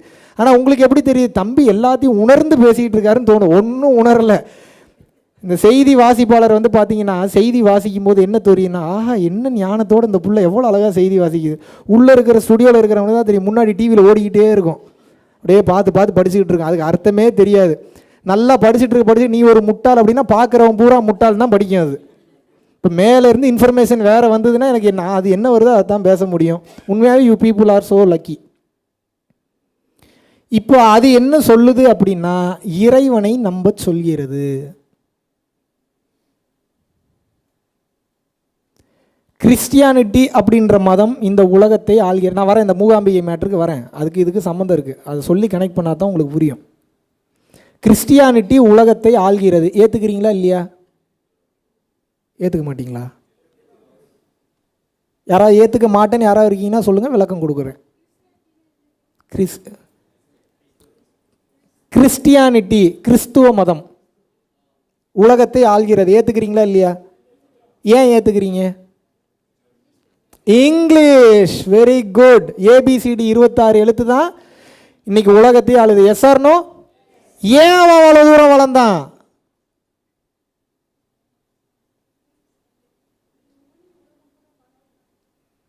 மொழி ஓகே. ஏன் மொழி ஃபேமஸ் ஆச்சு? அதான் கேள்வி. எல்லாத்துக்கும் தான் மொழி இருக்குது. ஹீப்ரு இருக்குது, செம்மொழி இருக்குது, தமிழ் மொழி இருக்குது.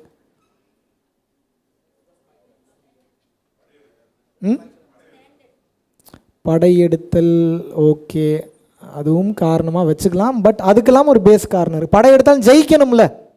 படம் எடுக்கிறது மேட்டர் இல்லை, படம் எடுத்தால் ஜெயிக்கணும்ல. நீங்கள் ஏன் அந்த காரணம்? ஏன் ஜெயித்தது? கிறிஸ்டியானிட்டி ஏன் ஜெயிக்குது?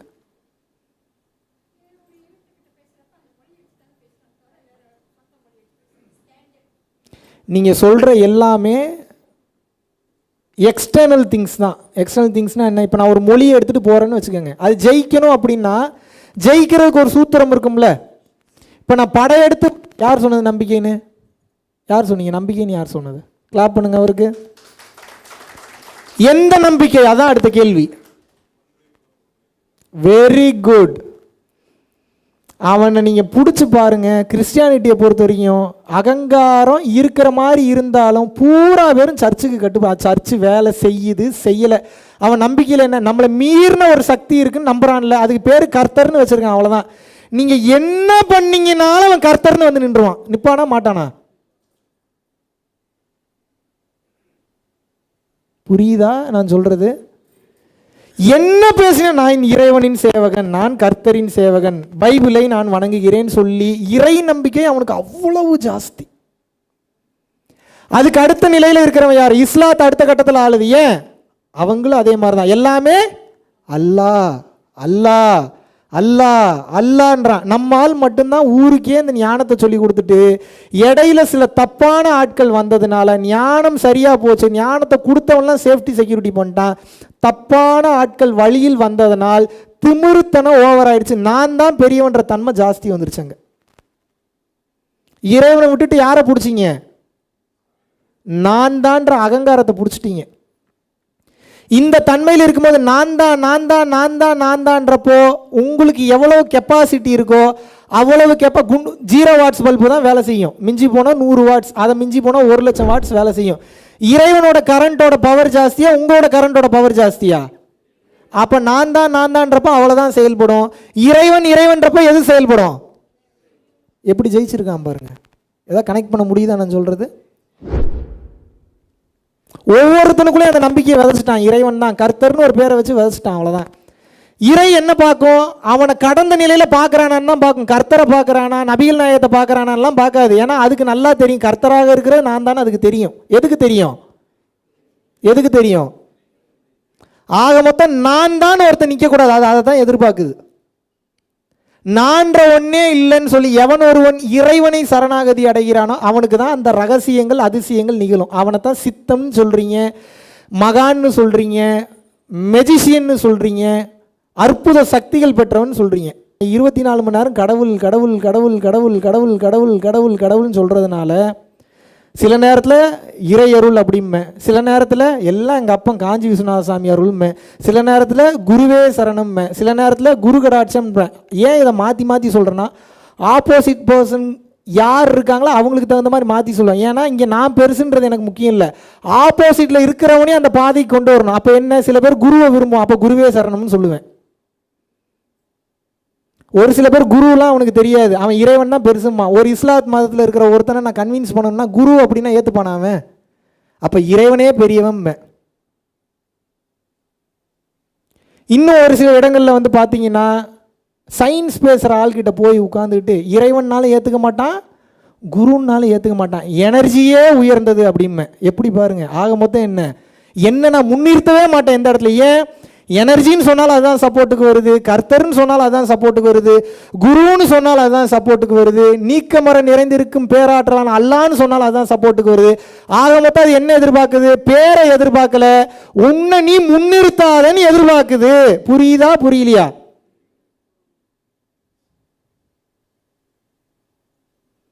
கொஞ்சோண்டு பணத்தை வச்சுக்கிட்டு கொஞ்சோண்டு இதை வச்சுக்கிட்டு இல்லாத பில்டப் உங்களுக்கு. சொல்லுங்க, இறைவன் எப்பங்க சப்போர்ட் பண்ணுவார்? இறைவன் பேரை சொல்லிக்கிட்டே இருக்க இருக்க இருக்க இருக்க இருக்க இருக்க இருக்க இருக்க இருக்க இருக்க அந்த ஆள் சப்போர்ட் பண்ணிடுவார். மாந்திரிகம் கற்றுக்கிட்டிங்கன்னா நீங்கள் தான் உட்காந்து உருட்டணும், சித்து வேலை கட்டிக்கிட்டிங்கன்னா நீங்கள் தான் உட்காந்து வேலை பார்த்துட்டு இருக்கணும். நீங்கள் தூங்கும்போது யார் உங்களுக்கு மாந்திரிகம் பண்ணுறது? நீங்கள் தூங்கும்போது உங்களுக்கு ப்ரொடெக்ஷன் கொடுக்குறது யார்? இறைவன் நினைத்தால் மட்டும்தான் அந்த ப்ரொடெக்ஷன் கொடுக்க முடியும். வேறு யார் நினச்சாலும் அந்த ப்ரொடெக்ஷனை உங்களுக்கு கொடுக்க முடியாது. அப்போ இறைவன் உங்களுக்கு செயல்படணும்னா நீங்கள் என்ன பண்ணணும்? இறைவன் பேரை நீங்கள் சொல்லி மட்டும் பாருங்கள். ஒரு வருஷம் எந்த கேள்வியும் கேட்கக்கூடாது. நீங்கள் 1 இயர் நீங்கள் என்ன பண்ணணும்? எது நடந்தாலும் இறைவன், அந்த பக்குவம் வரணும். கை கால் விளங்காமல் போதா இறைவன், கால் உடஞ்சி போச்சா இறைவன், உங்கள் வீட்டில் ஒரு உயிரே போயிடுச்சா இறைவன் தான் பக்குவம்.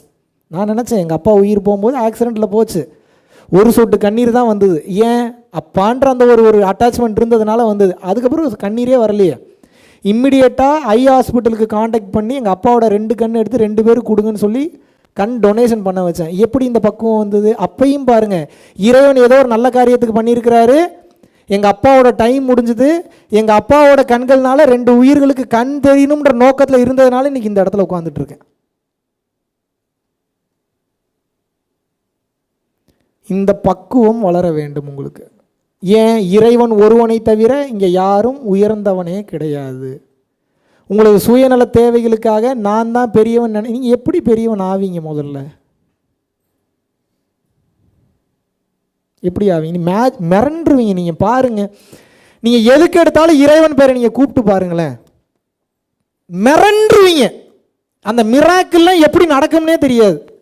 நீங்கள்லாம் என்ன பெரிய மிராக்கல்னு பேசுகிறீங்க. உண்மையாகவே மிராக்கிள் நடந்ததுன்னா ஆளை புரட்டி போட்டுறாது. என்ன பண்ணும்? மிரண்டுருவீங்க அந்த மிராக்கிள்லாம் பார்த்து. இப்போ நீங்கள் என்ன தெரிஞ்சுக்கணும் அப்படின்னா, உங்களுடைய எண்ணம் தெளிவாக இருக்கும்போது, 4 பேர் நல்லா இருக்கணும்னு நினைக்கும் போது நீங்கள் ஆசைப்படலாம் வேணாம். ஆசைலாம் பட்டால் ரொம்ப ஜாஸ்தி பிரபஞ்சத்துக்கு. நினச்சா போதும், நடக்கும். இது எப்போ நடக்கும்? இறைவன் பேரையே சொல்லிட்டு இருக்கணும். ஏன்? அதாங்க மிராக்கிள். அது எப்படி நடக்கும்லாம் சத்தியமாக எனக்கும் தெரியல. உள்ளுக்குள்ளே எந்த செல்லு எந்த மேட்டரில் மாறுது, எந்த மீட்டரில் மாறுது, எந்த கோணத்தில் மாறுது, குரோமோசோம்கள் எப்படி செயல்படுது, அது எப்படி செயல்படுது, இப்படி இதெல்லாம் எனக்கு தெரியாது. ஒன்று மட்டும் தெரியும், இறைவன் பேரை சொல்லிக்கிட்டே இருங்க, அந்த மேஜிக் மிராக்கிள்லாம் கண்டிப்பாக நடக்கும். கோர்ட்டில் ஆஜரான ஆளை தப்பிக்கவே முடியாத கேஸிலேருந்து ரிலீஸ் பண்ணி விட்ருக்கோம். இன்னும் உயர்ந்த கட்டத்தில் இருந்த பஞ்சாயத்தில் இருந்தவனை க்யூர் பண்ணி விட்ருக்கோம். 20 வருஷமாக விற்க முடியாத பஞ்சாயத்துக்கள்லாம் கிளியர் பண்ணி விட்ருக்கோம். போதாக்குறையும் ஃபவுண்டேஷன் ரன் பண்ணுற பேருக்கு நம்ம என்ன ஒருத்தன் வீட்டில் போய் திருடிட்டா வரேன். டேய், ஒரு ப்ராடக்ட் மேக் பண்ணுறோம், அந்த ப்ராடக்ட் ஒருத்தனோட நோயை சரி பண்ணுது. நீங்கள் இவ்வளவுக்கு செய்து அவ்வளவுக்கு விற்கின்றீர்கள், அது தவறு, இது தவறு. நீங்கள் எப்படி டொனேஷன் வாங்கலாம்? டே, எந்த கோயில்ரா காசு வாங்காமல் நடத்த முடியுது? காசு இல்லாமல் முதல்ல பாத்ரூம் போக முடியுமா உங்களால் எங்கேயாவது? இப்போ பிரச்சனை பணம் கிடையாது, பணம் தான் வாழ்க்கைன்றது தான் பிரச்சனை. தங்கம் பிரச்சனை கிடையாது, தங்கம்தான் வாழ்க்கைன்றதான் பிரச்சனை. செக்ஸ் பிரச்சனை கிடையாது, செக்ஸு தான் வாழ்க்கைன்றதான் பிரச்சனை. எதை நாம் நம்புகின்றோமோ நமது வாழ்க்கை அதுவாகவே மாறுகின்றது. இறைவன் இறைவன் இறைவன் இறைவன் இறைவன் இறைவன் சொல்கிறதுக்கு மட்டும்தான். நீ பண்ணி பாருங்கள் உங்கள் லைஃப் எப்படி மாறுதுன்னு. உண்மையாகவே நீங்கள் கொடுத்து வச்சவங்க. ஏன்னா இப்படி ஒரு எக்ஸ்ப்ளனேஷன் இதுக்கு முன்னாடி எந்த கிளாஸில் நானே கொடுத்ததில்லை. இப்படி ஒரு விளக்கம் இன்றைக்கி இந்த வாயிலிருந்து வரணும் நானே எதிர்பார்க்கல. அப்படின்னா உண்மையாகவே you people are so lucky. தயவு செஞ்சு ஃபாலோ பண்ணுங்கள். எல்லாவற்றிற்கும் காரணம் யார்? யார் இந்த உலகத்தை இயக்குகின்றார்? எனக்கு இந்த பொண்டாட்டி அமைஞ்சதுக்கு காரணம் யார்? எனக்கு இந்த புருஷன் அமைஞ்சதுக்கு காரணம் யார்? நான் செருப்படி வாங்கினதுக்கு காரணம் யார்? இனிமேல் செருப்படியிலிருந்து நான் வந்து தப்பிச்சு போகிறதுக்கு காரணமாக இருக்க போகிறது யார்? எனக்கு எய்ட்ஸ் வந்ததுக்கு காரணம் யார்? எனக்கு காச நோய் வந்ததுக்கு காரணம் யார்? எனக்கு கேன்சர் வந்ததுக்கு காரணம் யார்? நான் வீணாக போனதுக்கு காரணம் யார்? இப்போ நான் வீணாக போன என்ன சரி பண்ண போகிறது யார்? அவ்வளோதான். ஆக மொத்தம் கூட்டி கழித்து பார்த்தீங்கன்னாலும் எல்லாவற்றிற்கும் ஆதி மூலமாக இருப்பது யார்? நம்மளுடைய வேலை என்ன? இறைவனை நம்ப வேண்டும். எப்படி நம்பணும்? இறுக்கமாக பிடிச்சிட்டு நம்பணும், விடவே கூடாது. அந்த ஆளை செருப்படி நிறைய சோதனை வருது. நம்புறது சும்மா சாதாரண சொல்கிறதுக்கு நல்லா சொல்லலாம். 1 கோடி ரூபா லாஸ் பண்ணுவாங்க, அப்படியே வேடிக்கை பார்ப்பான். எங்கே போகுது இவன் புத்தி அப்படின்னு பார்ப்பாங்க. அவன் நினச்சானா அடுத்த செகண்ட் லாட்ரி சீட்டில் ஏற்றி விட்ருவான். அது மேட்ரு கிடையாது. இப்படின்றதுக்குள்ளே ஏற்றுவான், இப்படின்றதுக்குள்ளே இறக்கிடுவான்.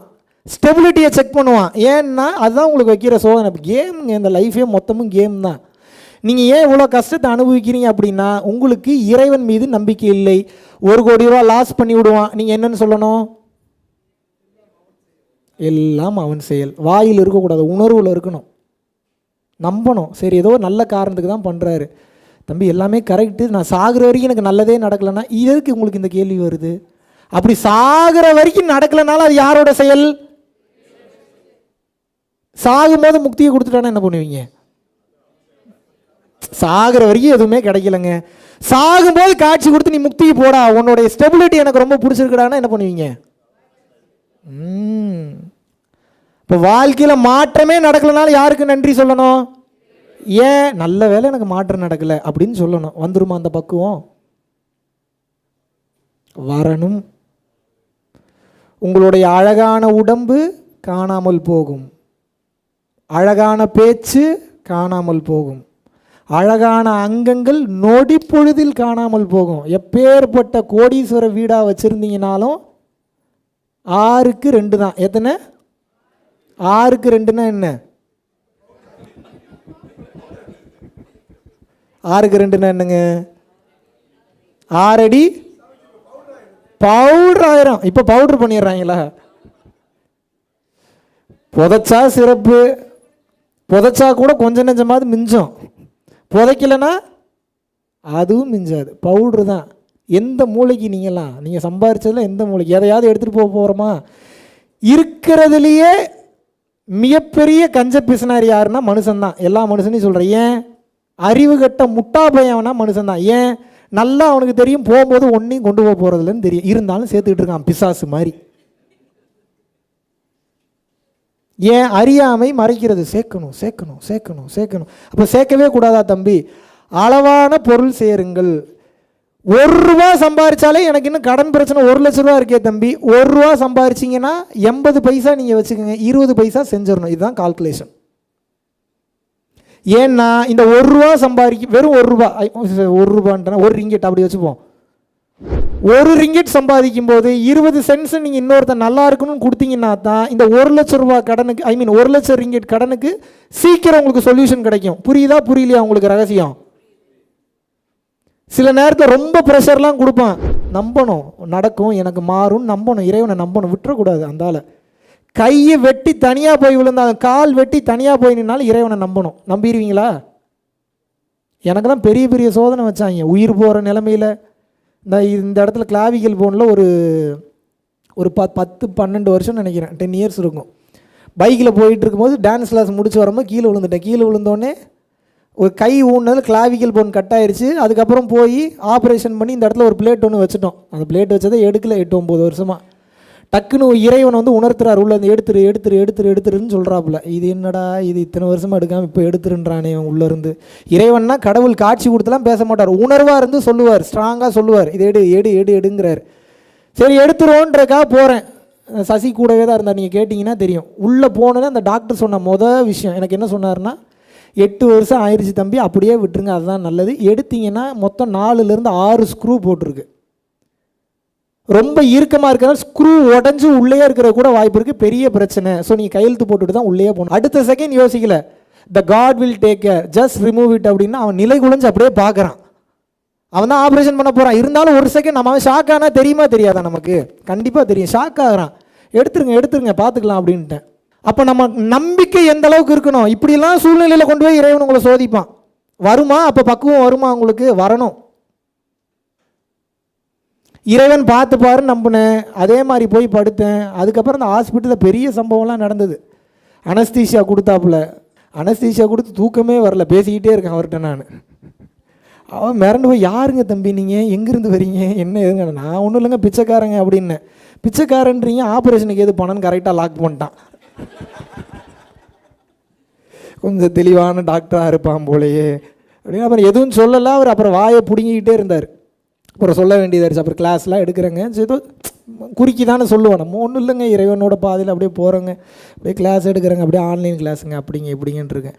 என்ன கிளாஸ் எடுக்கிறீங்க, எவ்வளோ ஃபீஸ் வாங்குறீங்க, எங்கே பண்ணுறீங்க, ஏது பண்ணுறீங்க, எல்லாம் கேட்டுக்கிட்டு இருக்கான்.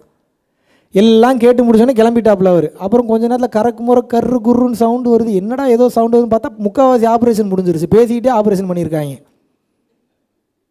இடையில நர்ஸு மட்டும் கீழே குனிஞ்சு என்னையே பார்க்குது. என்ன இப்படியே இருக்கிறானே, என்ன இப்படியே. அப்புறம் தான் தெரியுது, என்ன அனஸ்தீஷியா கொடுத்து இவனுக்கு தூக்கம் வர மாட்டேங்குன்னு பார்த்துட்டு இருந்திருக்காங்க எல்லாருமே.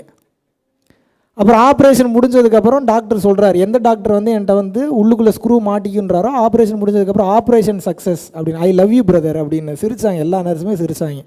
எல்லாமே எடுத்துட்டிங்களா அப்படின்னு. எல்லாமே எடுத்தாச்சு, நோ ப்ராப்ளம் அட்டால் அப்படின்னோடனே அப்புறம் வச்சு தச்சுட்டாங்க. தச்சதுக்கப்புறம் அந்த அனஸ்தீஷியாஸ்ட் வந்தார். எதுக்கு? ஆப்ரேஷன் பெட்டிலேருந்து வேற ஒரு தள்ளிட்டு போகிற பெட்டில் படுக்க வச்சு தள்ளிட்டு போனோம். எங்க தூக்கம் வரும் நீங்களே, எனக்கு தூக்கமே வரல எங்கள் அனஸ்தீஷியா கொடுத்துன்னு, உங்களுக்கு டோஸ் பத்தலை தம்பி அப்படின்னாரு. இப்போ நீங்கள் ஏன் கவனிக்கணும், இந்த நேரத்தில் நான் என்ன பண்ணேன் அப்படின்னு கவனிக்கணும். என்ன பண்ணேன் அப்படின்னா, என்னுடைய சிந்தனையை கொண்டு போய் நேராக இறைவன்கிட்ட கொண்டு போய் நிப்பாட்டிட்டேன். எப்படி நிப்பாட்டினேன்? எனக்கு உயிர் போனாலும் பரவாயில்ல, இறைவா ஒன்றை வந்து நான் சரணாகதி அடையணும் நான் போய் நிறுத்திட்டேன்.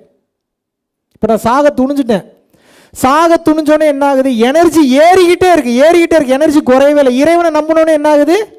எனர்ஜி ரீகெயின் ஆகிட்டே இருக்கு. பீப்புளெலாம் பெருசாகிடுச்சு. அந்த நிலைக்கு போயிட்டேன். எனர்ஜி ட்ரெயினே ஆகலை, ஏறிக்கிட்டே இருக்கு. அதனால தான் தூக்கம் வரல. அப்போ ஆப்ரேஷன் முடிஞ்சோன்னே என்ன ஆகுது? ஒரு கட்டத்துக்கு மேலே என்னை தூக்குறதுக்கு 4-5 பேர் சேர்ந்து அடுத்த பெட்டில் வைக்கிறதுக்கு போராடிக்கிட்டு இருக்காங்க. ஒருத்தன் இங்கேருந்து இப்படி தூக்கலாமா, அங்கேருந்து அப்படி தூக்கலாமா, இல்லை இவரை தூக்கலாமா, இல்லை தள்ளிட்டு போகலாமா. நான் திட்டிட்டேன் 4 பேர்த்தையும். ஏங்க ஒரு இன்ஸ்ட்ரக்ஷன் கொடுங்க. என்னங்க 4 பேர் 4 இன்ஸ்ட்ரக்ஷன் கொடுக்குறீங்க? சைலண்ட் ஆகிட்டாங்க 4 பேருமே. இல்லை சார் தூக்கணும், அதான் எப்படி என்ன ஏதுன்னு. இப்போ என்ன நான் இந்த பெட்டில் படுக்கணும், இத்தனைக்கும் அனஸ்தீஷியா கொடுத்துருக்கு, ஆனால் என்ன நடக்குது பாருங்கள். ஃபைனலாக வந்து இப்போ என்ன அந்த பெட்டில் போய் படுக்கணும் அவ்வளோதானே. ஆமாங்க அந்த பெட்டில் படுக்கணும், தள்ளுங்க நானே எந்திரிச்சு போய் படுக்கிறேன்னு. எல்லாரும் மிரண்டுட்டானுங்க. பிரதர் அப்படிமானுங்க. நான் கேட்குற கேள்விக்கு மட்டும் ஆன்சர் பண்ணுங்க. இந்த பெட்டிலேருந்து நான் அந்த பெட்டில் படுத்தா தையல் பிரியுமா அப்படின்னு கேட்டேன். தையல்லாம் ஒன்றும் பிரியாதுங்க, பட் எப்படி எந்திரிப்பீங்க? தள்ளுங்க நானே எந்திரிச்சு போய் நானே அந்த பெட்டில் படுத்துட்டேன்.